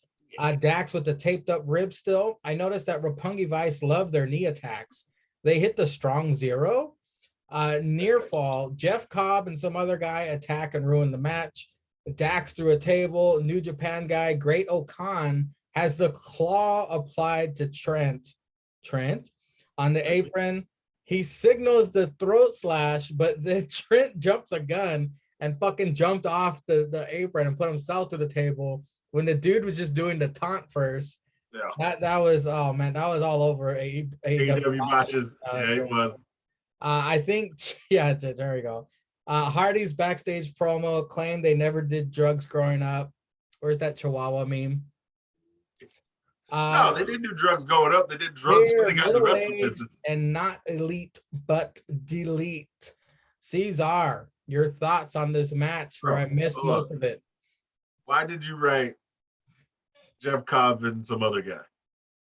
Because I didn't know who it was until the guy finally said no, but that's the exact same thing JR said when they ran out. He did? Yes. If you go back and watch it, JR goes, Jeff Cobb and some other guy are attacking the ring. I lied to you not. That is the exact phrase JR said when they ran out. That's why I was laughing when you wrote it. That's why I was laughing while you wrote it, because he dead ass said that. He was like, it's Jeff Cobb and some other guy from ROH attacking everybody in the ring. This is your lead announcer, ladies and gentlemen. Wow. They can't even feed that man the lines to know who's coming out to the ring. But yeah, JR said, no, this was a great match. This is a really good match. I guess they had to, do a match like this because none of those guys are going to be on the pay-per-view. So to give them a good match on the go-home show. Some other guy. But they didn't want to they probably want to wait till like a pay-per-view, maybe an ROH pay-per-view, if they're gonna change titles. I'm not mad at it though. It was a really good match, back and forth, all types of back and forth. Everybody looked good in this match. Just proves how good old Trent, old Roppongi Vice, old FTR. Then I guess this will probably be a triple threat at the ROH pay-per-view. But yeah, I'm not mad at it. Well, Roppongi called out everybody, so maybe if they don't fight him again, we might get them at Forbidden Door, because they said they're down for the IWGP titles as well. So maybe we can get Roppongi versus whoever the current IWGP tag team champions are. I don't really follow New Japan that much anymore, so I don't even know who have the titles, juniors or the seniors. But Did you care It's about still, the Hardys promo after this? I mean, yeah, look, Matt and Jeff gonna talk. They talk. Yeah, he said we didn't drink, we didn't do drugs, so we were adults. I know Jeff was like, I'm still on that shit, bro. What you talking about? He had a Jeff, needle in his arm as he was yeah, saying that. Jeff was like, man, I just hit a fifth of gin before I came into the ring. Yo, Jeff stay lit, bro. That's why Jeff. Sorry, Piss Zank. But that's why Jeff be great, man. Because Jeff always lit. He either owns something or he drunk. He don't give a shit out here getting it. But yeah, they gonna fight on Sunday for no apparent reason, just to give these assholes a check. They could have fought on Rampage for all I give a shit. Ain't no titles or nothing on this. So whatever. Sticks, your thoughts on the tag team match and the fuck shit at the end? I thought this was a really good tag match between two good tag teams. In FTR, if they're not, they're in the top like 3 of like best tag teams in pro wrestling today. And Roppongi Vice, I mean, they haven't been together for a while, but Trent and Rocky, I mean, you can look it up, their accolades. They were really good in New Japan. They're really good in Ring of Honor. And this is kind of the problem I have with like Tony Khan owning 2 companies. So you're going to get these run-ins, but they're going to be for like, they're not going to be for AEW titles. They're going to be for like Ring of Honor titles. Like they had talked about, they made reference to Jeff Cobb. Like he was Jericho's hitman for was it Moxley? I think it was. Yeah. He was a hitman he debuted he came in like a year or 2 ago. He was Jericho's hitman. And like you guys made reference, the guy he had with him, JR didn't know, they couldn't feed it. They couldn't feed it to him. They're both a part of a faction over in New Japan. So they're coming over for the Ring of Honor titles. Because Jeff Cobb is a Ring of Honor has wrestled. I don't know if he's going to be wrestling for Ring of Honor when they start back up. But I mean, this is an issue I have with like Tony owning 2 companies, that you're going to continuously probably have these run-ins, and just going to be for like 1 or 2 times, and then they're not going to be around for another year or 2. And so we're all going to be like, what was the point of this? What's the point of this? But I mean, it was a good match for 2 tag teams. And then the Hardys, I mean, you could see Jeff was sweating it when Matt was talking about how they hadn't done drugs. I mean, he was literally sweating out. He was hot. Oh yeah. Yeah, he was waiting. He was like, don't throw to me. Don't throw to me. Don't throw to me. Don't throw to me. Twitching. He was twitching like Jeff. Jeff was funny. Matt was like, we didn't do drugs. Oh, didn't do drugs. Yeah, I was high as shit. But yeah, I like jumping off shit. I like staying high. Yeah, I'm high on ladders, and I'm high in life. Yeah, Jeff wasn't even there in Vegas. He was on Mars already, getting ready to hit Pluto. The bitch was on Saturn. Yeah. Well, up next, on TV. Good for him to get on TV. Up next was a highlight of AEW for me. It was Absolute Ricky Starks versus Swerve versus Jungle Boy. A lot of drunk old ladies in the crowd, already drunk. They smash cut to a lot of them when these guys came out because they were all horny and hot for these gentlemen. Multiple pin attempts start the match. Swerve tosses Jungle Boy towards Starks, to which Jungle Boy hits a Hurricane Rana. This is going to be a good match. Commercial. Yeah, but who's the ref? Who's the ref? Starks with the strutting old school attack to Jungle Boy off the top rope. Swerve on the outside. Tranny Mansion reffing this. It's in my notes, Cesar. Relax. Starks hung up Jungle Boy on the top rope from apron. Starks lands on his ass on the way down. Ow, my butt, Starks says. That was fucking funny. Swerve able to land on his feet after a top rope poison rana attempt to Jungle Boy. They smash cut the Jungle Boy and he mouths the words, "The fuck?" The action in his match is fast-paced and great. Starks hits the Rochambeau to Swerve. Jungle Boy locks Starks in a snare trap. Swerve hits Starks with a top rope stomp for the win. P2H, Luchasaurus, and Keith Lee out to fight. Like I said, Sticks, highlight of the night for me. What did you think of this triple threat? This was my match of the night, and this was actually my match of the week. All three of these guys, this was a hell of a good match. All three guys can go. I mean, I don't think they've really shown Swerve singles potential in AEW. So I mean, the guy can go. I mean, we've seen that in NXT. The guy can go. So I thought this was really good for him to get that win in this match. But this was a really good match. I mean, if you didn't watch ATW and you're going to go back, just go watch this match. You will not be disappointed. This was a hell of a good match, and I was really happy that they had Swerve win it. And then the other three members, they come out, and we get the fuck shit leading up for the triple threat tag team match. So, all in all, not bad. Really good match. Cesar, our boy Starks. My God, That boy Ricky Stark too good, man. Oh, He's what good. a great match. What did you think? Yeah, this match was super great. They had the great. What was the spot? It was, I think Starks hit Jungle Boy with like a clothesline. Swerve hit Starks over into they both hit him over to a field, over to the corner, and then Cracker lift up Jungle Boy. Starks comes in for the spear. Jungle Boy lands. It starts with the super kick. Swerve hits Jungle Boy with like a drop kick, and they all fall out. God damn, that spot was good. Yeah, all three of these guys can wrestle. Great singles careers with all of them. Yeah, fuck shit at the ending. All the big people came out. So this tag match should be real good on Sunday. I'm really looking forward to it. This one could possibly steal the show. As we've seen, the last triple threat was the Bucks. Was it the Bucks Red Dragon and these guys, and that shit was damn good right there. Jungle Boy pointed that out during the countdown show for this card. Oh yeah. So yeah, the second triple threat match for them in a row. No, this should be really good. Our other hero, Dan Lambert. Scorpio and Ethan Page are backstage. Dan will present Scorpio with his custom TNT title belt because Sammy destroyed the old one. Tony on stage going to interview Thunder Rosa. Yeah. Thunder Rosa, no makeup, asks us to look at her face. Her music plays when she wasn't even finished with her promo. I laughed my ass off. Thank you, Tony Skeets, for that.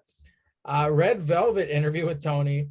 Ruby approaches. Red tries to give Ruby tips on how to defeat Chris Statlander. Of course, Ruby doesn't give a shit.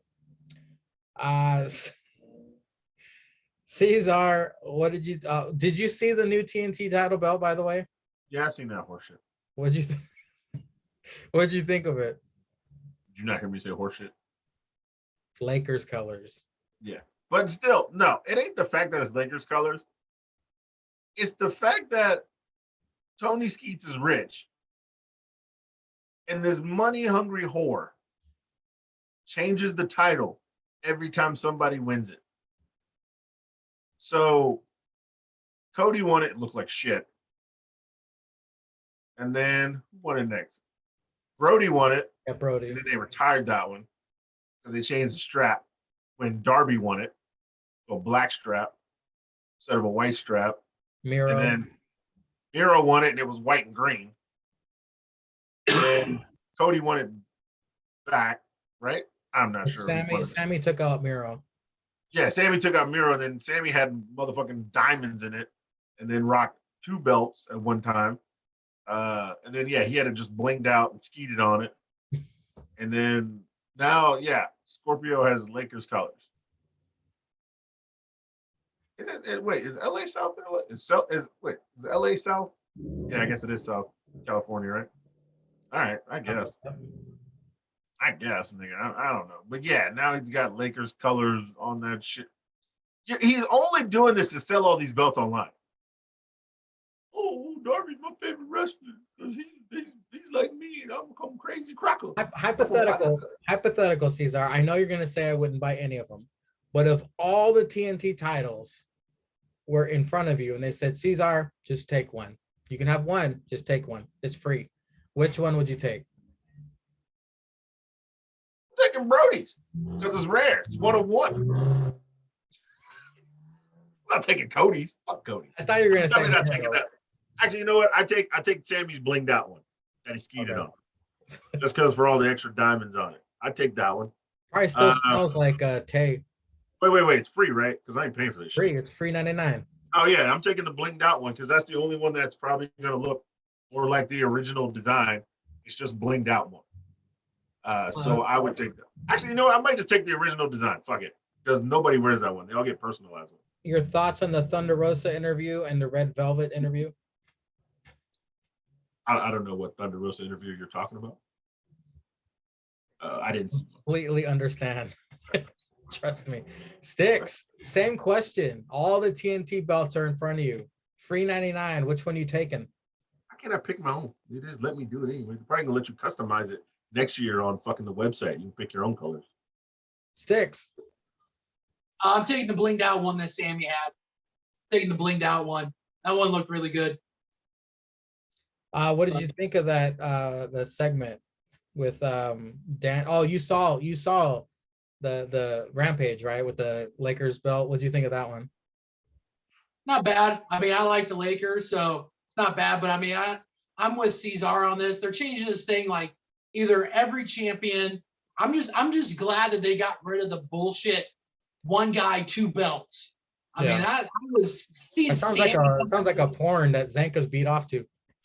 One got 2 belts. He probably stars in it. Right, does. But I was just glad they got rid of the 2 belt thing. I mean, it was kind of funny with Dan wearing one and Scorpio wearing one. I mean, that was kind of the funny thing about it. But you can only go with that for so long. So I mean, it's going to get real old them changing this for every different champion. But did you suffer through the Thunder Rosa and Red Velvet interviews? Yes, that was cringe-worthy. This is a big difference between the Doctor as champion and Thunder Rosa as champion. They would net one. The doctor can do a promo before they even decide to hit that button for her music. And 2, I mean, they gotta force this woman. They gotta force the hit to her. Hey, cut it. Don't. Because I mean, she started talking. And there's like a minute gap between when she got done talking. Tony's just standing there like awkwardly, like, okay, are you done? You still got more to say? Then they hit her music and they keep. It's like, it was horrible. And the whole Red Velvet thing backstage, trying to help Ruby Soho with her ex-best friend. Yeah, congratulations, you got on TV. Got an extra couple bucks for the baddie section to go party after the show. By the way, they respect the Doctor because they know talent. The Doctor gets her own backstage segment interview. Yep. She gets her match, and then she gets the mic after the match because that woman can do it all. The Doctor. Up next, I almost said that again. Owen Hart, women tournament is the Doctor versus Booty Storm. The Doctor tells Rebel and Hater she's got this. The crowd is pro Doctor, thank God. Booty Storm's booty looking extra good tonight. The Doctor with the flatliner into the ring steps, which visually she was a mile away from them hitting the steps. But I'll allow it. Commercial picture-in-picture, the Doctor dominates that storm of booty. Stretches Tony's arms out via the squared ring post. Tony back in it after a tornado DDT.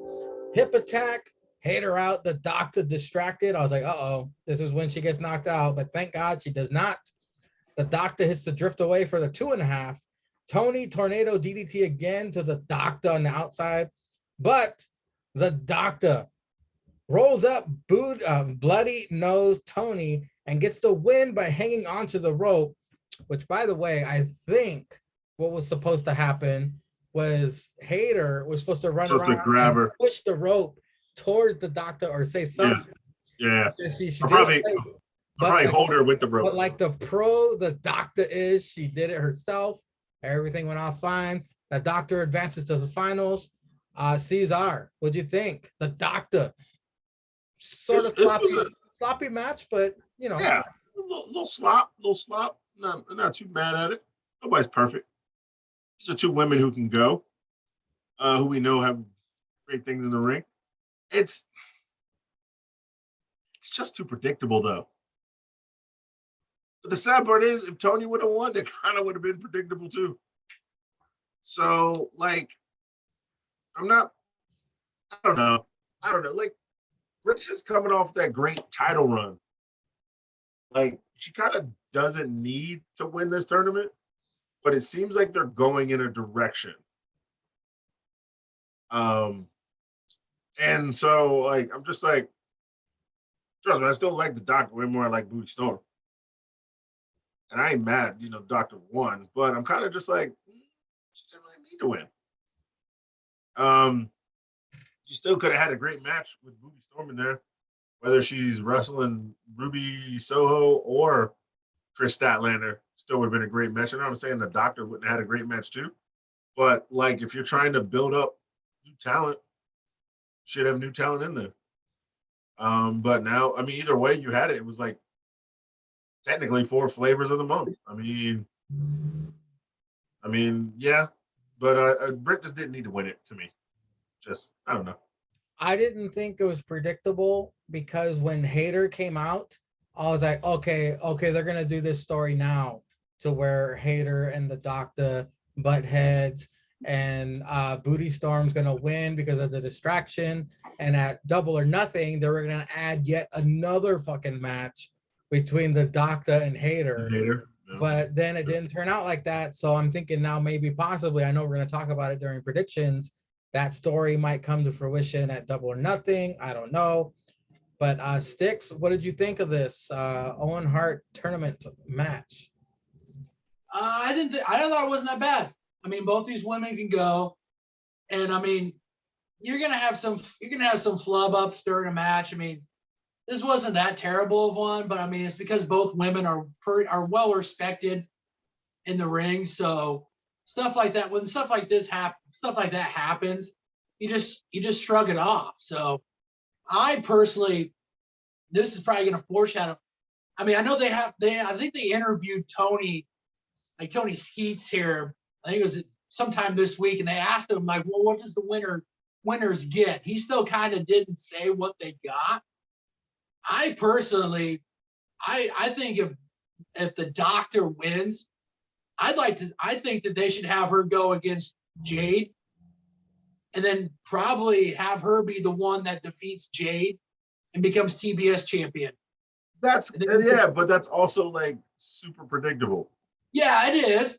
But it would have been predictable if Tony would have won, because she probably would have won, because they did this with Ruby when she debuted. I mean, if Tony would have won, you still could have had Chris Statlander or Ruby beat her. Yeah, I just don't think they were going to go that way of Statlander, though. Ruby's she's kind of collected some L's here lately in singles, so I had a feeling that she was going to at least make it to the finals. And if she wins it, then maybe she uses it as. Yeah, I was only saying Statlander because they made her change her whole fucking gimmick. Yeah, and they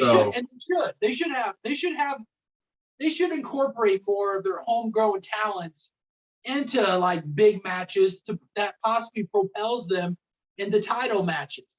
And they don't do that. They take wrestlers from other companies that were either released or they didn't renew their contracts. They bring them in and then they bump them to the front of the line instead of just taking their homegrown talents and pushing them and having them have matches with these people to help propel them, not push them further on back down the ladder, let alone back onto YouTube for Dark and Dark Elevation.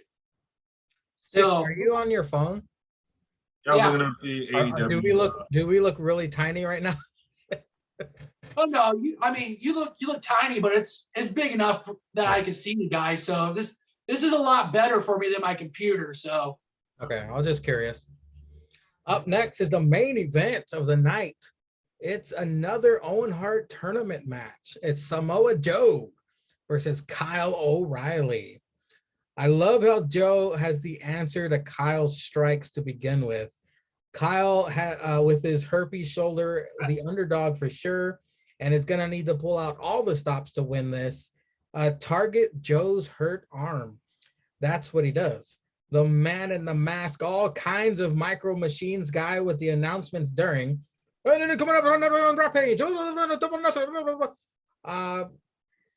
going for the arm bar, heading in the commercial picture and pick. Joe with the beat down to Kyle on the outside. I don't know if you noticed this, but a fan gets in his face for some reason. Luckily, there was no shenanigans like what happened I would have choked that a nigga out. month ago. I would've fucked Kyle him. regains control and continues attack to Joe's arm. Kyle reverses the muscle buster attempt into a Fujiwara armbar. That was extremely impressive. Joe reverses pin attempt into his rear naked choke. What did he call that? I don't know. I forgot what he called it.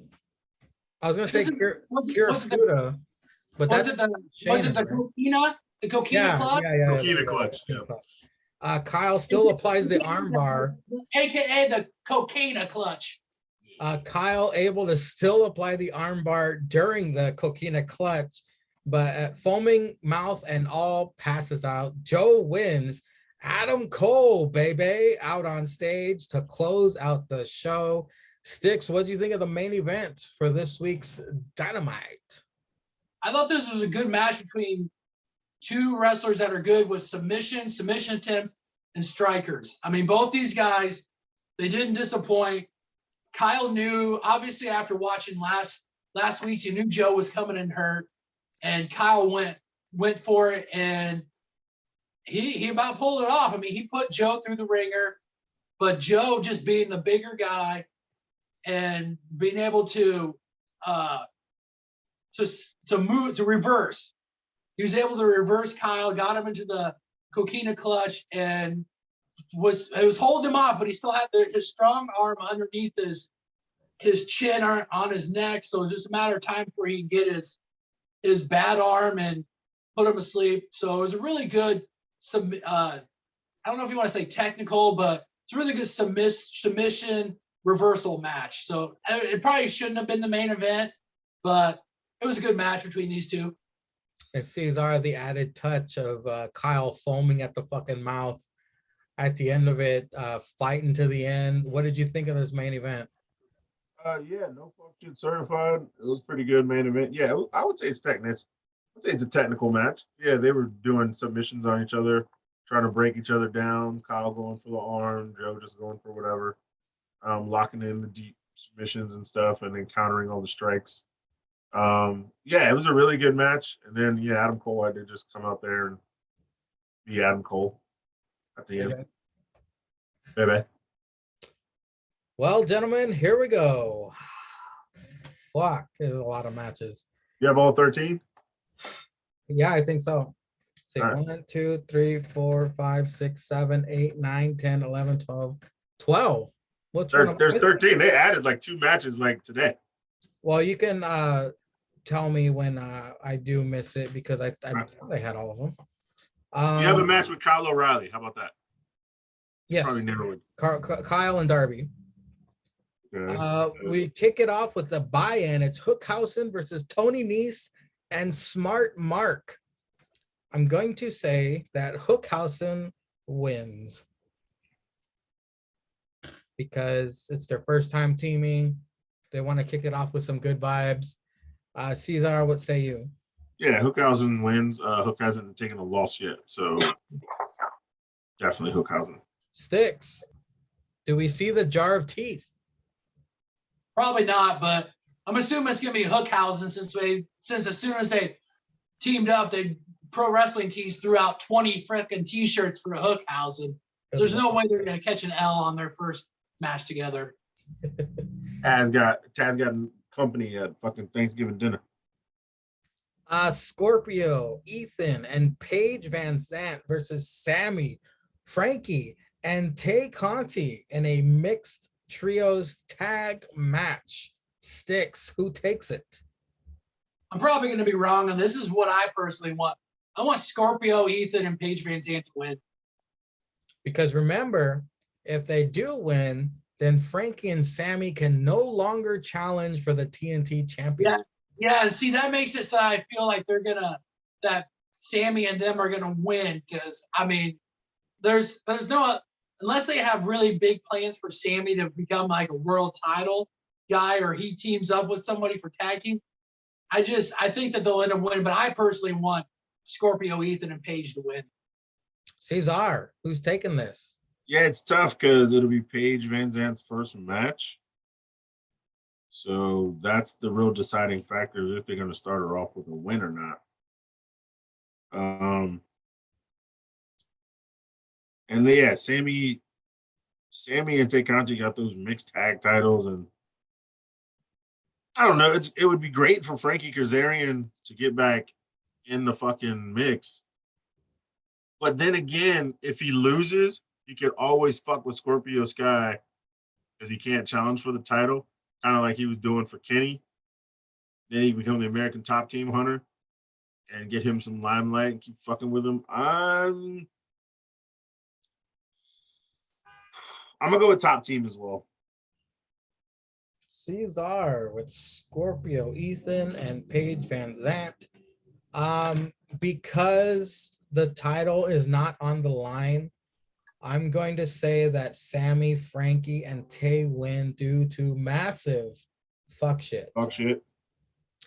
Up next, the TBS champion, Jade Cargill, that bitch, versus Anna. Whoa. Oh. I'll go first this time. Jade's going to murder Anna and retain at Double or Nothing. Cesar. Yeah, it's definitely Jade. I don't see her losing anytime soon. Sticks. 100% Jade. Okay. Darby Allin versus Kyle O'Reilly. A last-minute thrown together match. I don't even know how this happened. Sticks. What do you think? Who's gonna win this? Oh, fucking Darby. Darby's gonna win this. Kyle's gonna catch 2 L's in a row, huh? Oh yeah. Yeah. All right. Cesar. I honestly don't know because there's no nigga out here for Sting to beat up. So I don't know what he's gonna do. Sting's not gonna be there because remember his ankle got fucked up. Yep. You act like I really care about what happens to Sting, or I pay attention. I figured the streets would be partying because this fucking guy. It'd be a holiday. It'd be a new holiday. I treat Sting like I treat the police. He's got to stay in the nursing home, so they can't. They haven't. He hasn't got doctor's clearance to leave the his fucking coffin. Well, on that account, then fucking Bobby Fish is going to be out there, and Kyle O'Reilly's going to win because they're going to cheat. So it's Kyle O'Reilly. If there's no nigga hating Sting, there's nobody to back Darby up. Yeah, it's Kyle O'Reilly. Cesar picks Kyle. I was gonna pick Kyle just based on the fact that he wasn't about to take 2 L's in a row. But I mean, Sticks, you do make a point that they want to get some comeuppance for Sting. Fuck it, Kyle. Kyle's gonna win. Again, fuck shit. The Cucks versus the Hardys, the Elite versus the Delete. I will go with, by the way, their performance on Rampage was good. hilarious. That was good.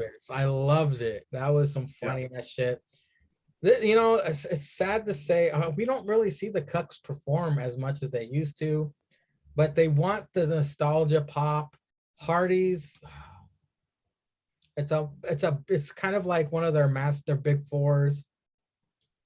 I think they only have 4, but anyway, fuck. But do you think the Hardys would want to pass the torch to the Cucks? Nope, not in AEW. Old niggas win here. That's why Sting is still undefeated. Damn. That's why CM Punk only has 1 loss. Yeah, you're right. Old niggas win in AEW. Sting has not lost once. There is only 1 loss between CM Punk and Sting in all of AEW. Okay. I mean, there's Brandon, though. Brandon ain't gonna do shit. He's gonna get kicked in the mouth by Jeff Hardy, and he's gonna fly into the 8th row.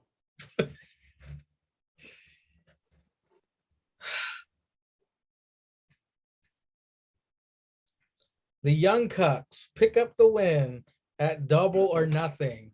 Cesar, who's taking this? The Cucks or the Hardys? The Hardys. All They're right. gonna give these crackers one last send off because they ain't about to win the tag team titles, but they can at least beat the Young Cucks and be the best team out of North Cackalack. Stixie Drip Drip, Cucks or the Hardys?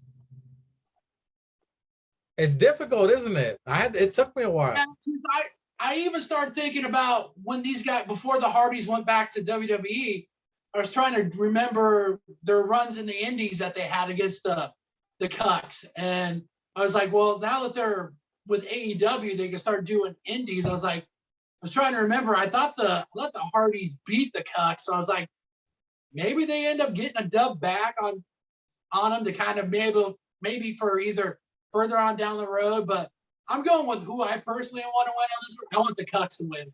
So I'm going with them. All right.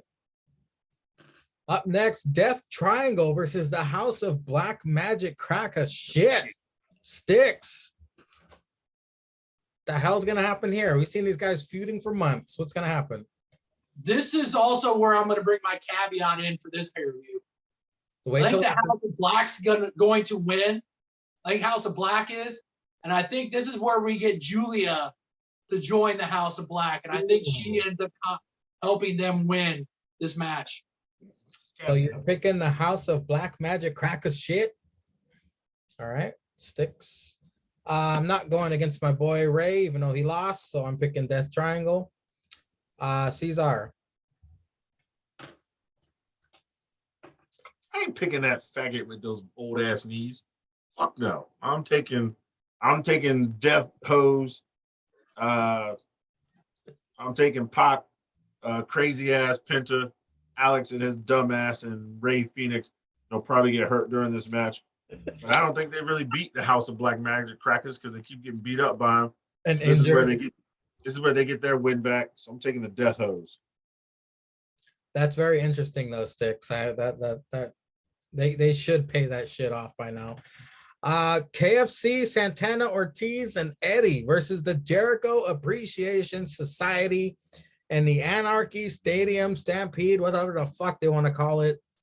I'll go with your mother, Eddie, KFC, Santana Ortiz. Cesar. The Faces. Faces ain't losing this shit. So KFC, Santana Ortiz. Yeah. All right. Sticks. Yeah, clean sweep. KFC, those guys, all those guys, they're gonna win. Okay. The Owen Hart women's finale. It's the Doctor, Britt Baker, DMD versus Ruby Soho. I will not go against the Doctor. Picking the Doctor. Sticks. Doctor, I got her winning this. Cesar. Yeah, bitch, you already know. Surprise you had to ask. So Ruby Soho for Cesar. By the way, did you notice how loudly the fucking fans were booing Ruby on Rampage because she beat Chris? And she goes, I feel you. She was one of my favorites too. They're gonna boo the shit out of Ruby when she gets out there. The men's Owen Hart finale, Samoa Joe versus Adam Cole, baby. Cesar, who's taking it? Bitch, this is the shit I'm talking about. It's going to be Adam Cole and Britt Baker. They're going to win the Owen Hart tournament together. Baby? It's baby. Joe's got a ROH TV championship. Plus, when Tony finally announces what you win, you get a title shot. This will be the way Adam Cole can weasel his way back in for another match with Hangman. And maybe, possibly at the next pay-per-view, take it from him or after New Japan, AEW. That's probably what it would lead to. And that's maybe, I don't know, possibly we can get Kenny back. Maybe. But they're also waiting for the trios tag. If Samoa Joe was 100% and he didn't have that fucking title, I would pick Samoa Joe. Of course. But the story being told these past few weeks is Samoa Joe's injured arm. And I think that will do him in, as well as my caveat, Red Dragon helping Cole pick up the victory. So Adam Cole, baby, from Mangria, Stixie Drip Drip. Oh yeah, it's all about the boom.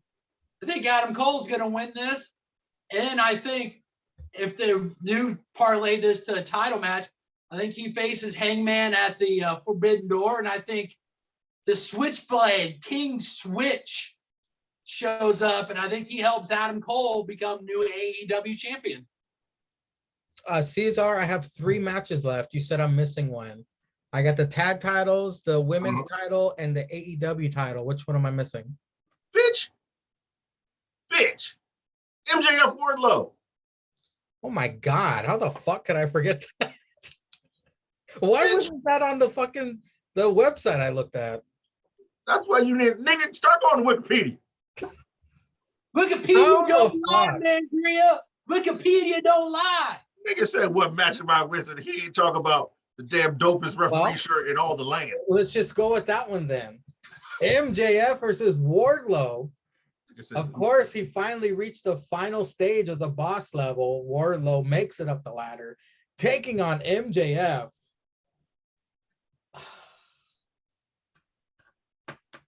You're shitting me, right? Why would they have Wardlow lose? This was exactly. You're shitting me, right? Why we don't know who's the winner. Lose? We don't know the winner. MJF is an evil mastermind who has lost the previous 2. He lost to Cody and he lost to Jericho. Why would they do the same scenario 3 times? Why? Well, he also lost to the why would they have Wardlow lose? See, this is the intercom. No, MJF's losing. MJF's losing. Okay, from what you said earlier, why would it be that predictable? Why? Why would it be that predictable? Because Wardlow gets a fucking AEW contract. One at a time. I can't hear both of you. How's Wardlow going to have an AEW contract if he doesn't beat MJF? Exactly. That's what I said. Because when he wins, Tony Skeets will tweet out, Wardlow's all elite. Wardlow's all, no, JR's going to yell that. JR's going to yell that at the end of the match. Wardlow's all elite. Wardlow's all elite. Oh, man. No.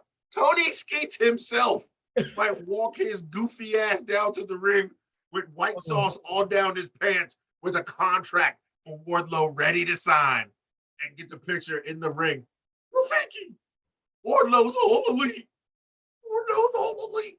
Okay. So can I say that both of you are picking Wardlow? Yeah, I know I am. I already did. I'll pick MJF then. Sure, pick him.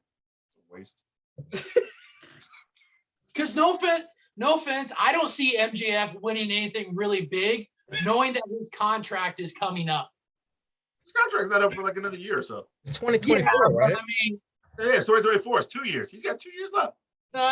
Still, the way he keeps bringing that shit up. Yeah, that's also him just being a dick because he's not going to break character.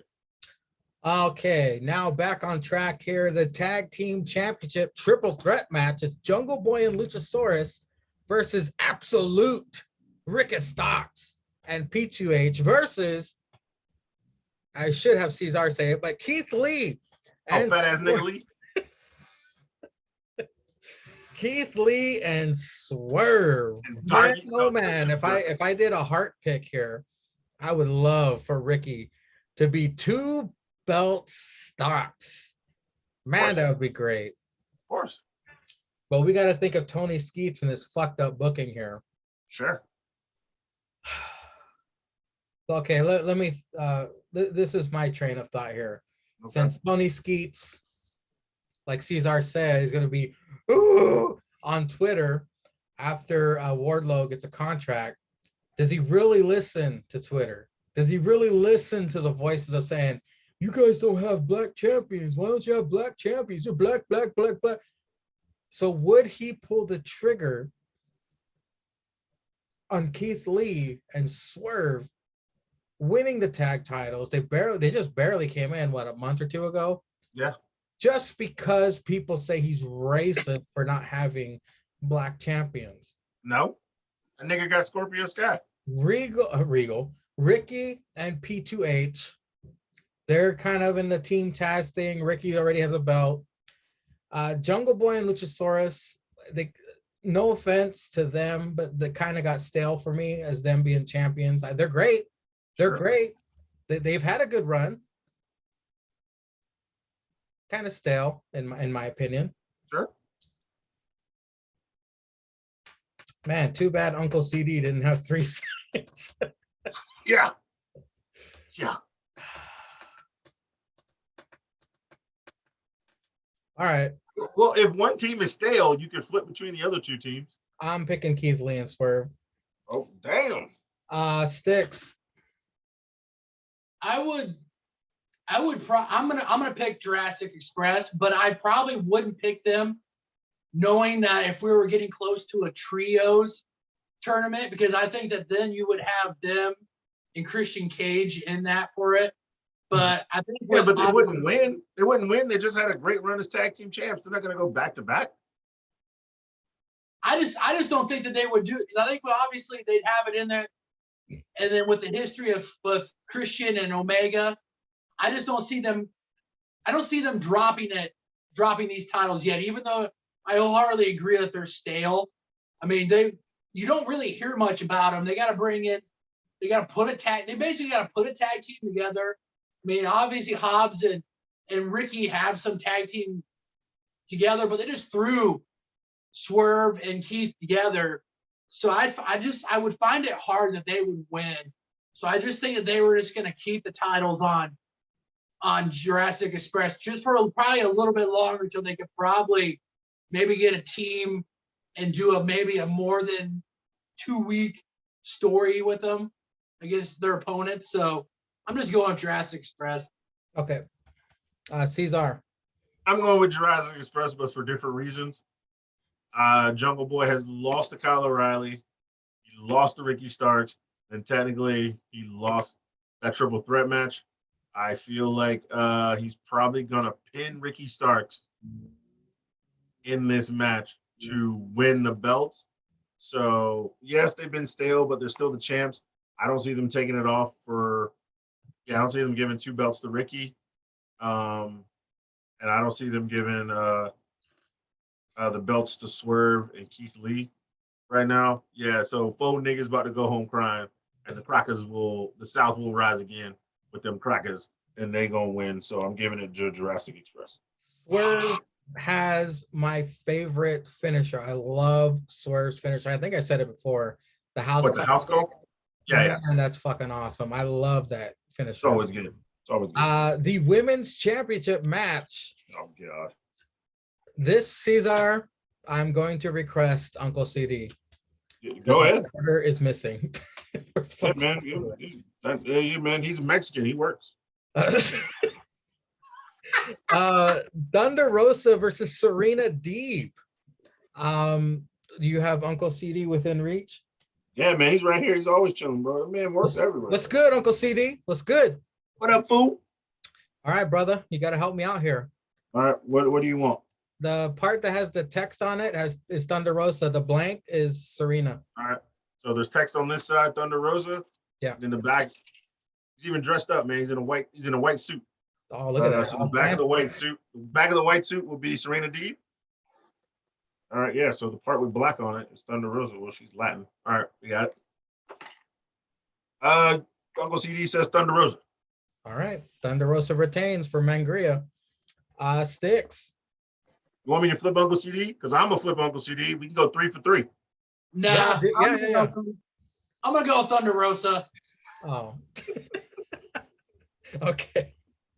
All right. It's fun. We all can flip. I'm flipping. You know what? Hey, you know what? No, fuck it. Let's go. Flip it. All right. Do it. I almost penciled it in. All right. Here we go, Sticks. Wait. Is it the same? Is it the same? Yeah, it's the same. All right, hold on. It landed on its side near the computer, so I got to flip again. Sticks also chooses Thunder Rosa. Oh, look at that. See, it's fate. All right, Cesar. All right. Dust off that white tux. Let's go, Uncle CD. Motherfucker working overtime. I gotta buy him some Coronas. 3 for 3. Thunder Rosa. Oh, all right. Oh, hopefully. No, Serena Deeb is definitely winning. Let's hope that they don't give Thunder Rosa the mic. All right, the main event is Hangman Adam Page versus CM Trash. And holy hell, do I hope Hangman does whatever he needs to do. I don't give a fuck if the dude has to punch him in the nards. I don't care if he has to go and fuck AJ Lee to distract. I don't care what Hangman has to do. My vote is for our hero from the start, homegrown Cesar. AEW champion Hangman Adam Page retains, making his championship reign mean that much more. Cesar, who do you got? Bitch, you fucking, I don't know why you got CM Punk for Cesar. You put that shit if you want to. I'll fly out there and stab your ass. Sticks. Yeah, it's Hangman.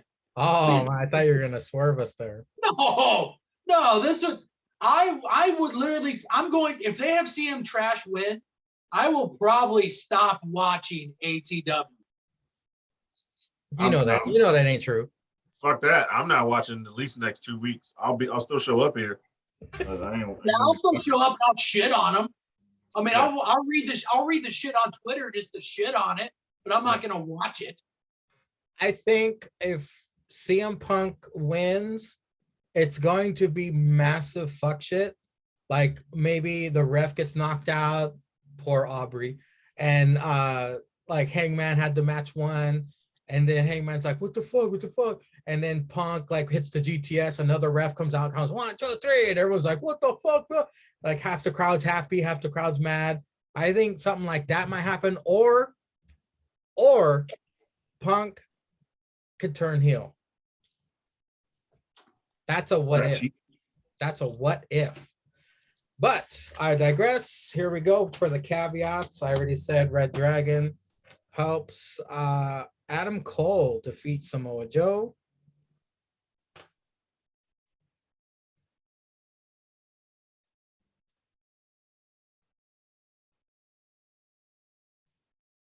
Sticks, you said, what did you say?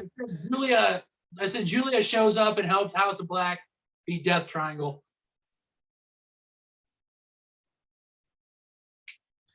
Julia helps House of Black defeats Death Triangle. Cesar, the world wants to know, what is your caveat? I'm gonna go for the low hanging fruit here, gents. Oh boy.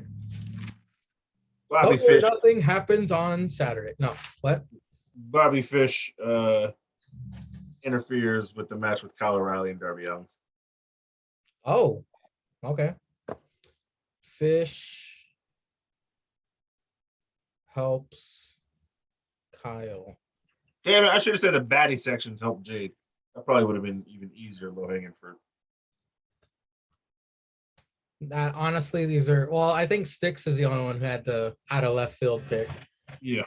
But ladies and gentlemen, man, it's gonna be very unpredictable who wins these fucking predictions, because there are so many because I'm tallying them up from both events. The tally will be massive.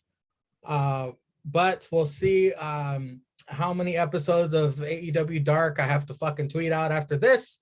By the next time you hear from the tripod. But thank you, ladies and gentlemen, for watching. And as always, all hail, big ups to Stallion Pete.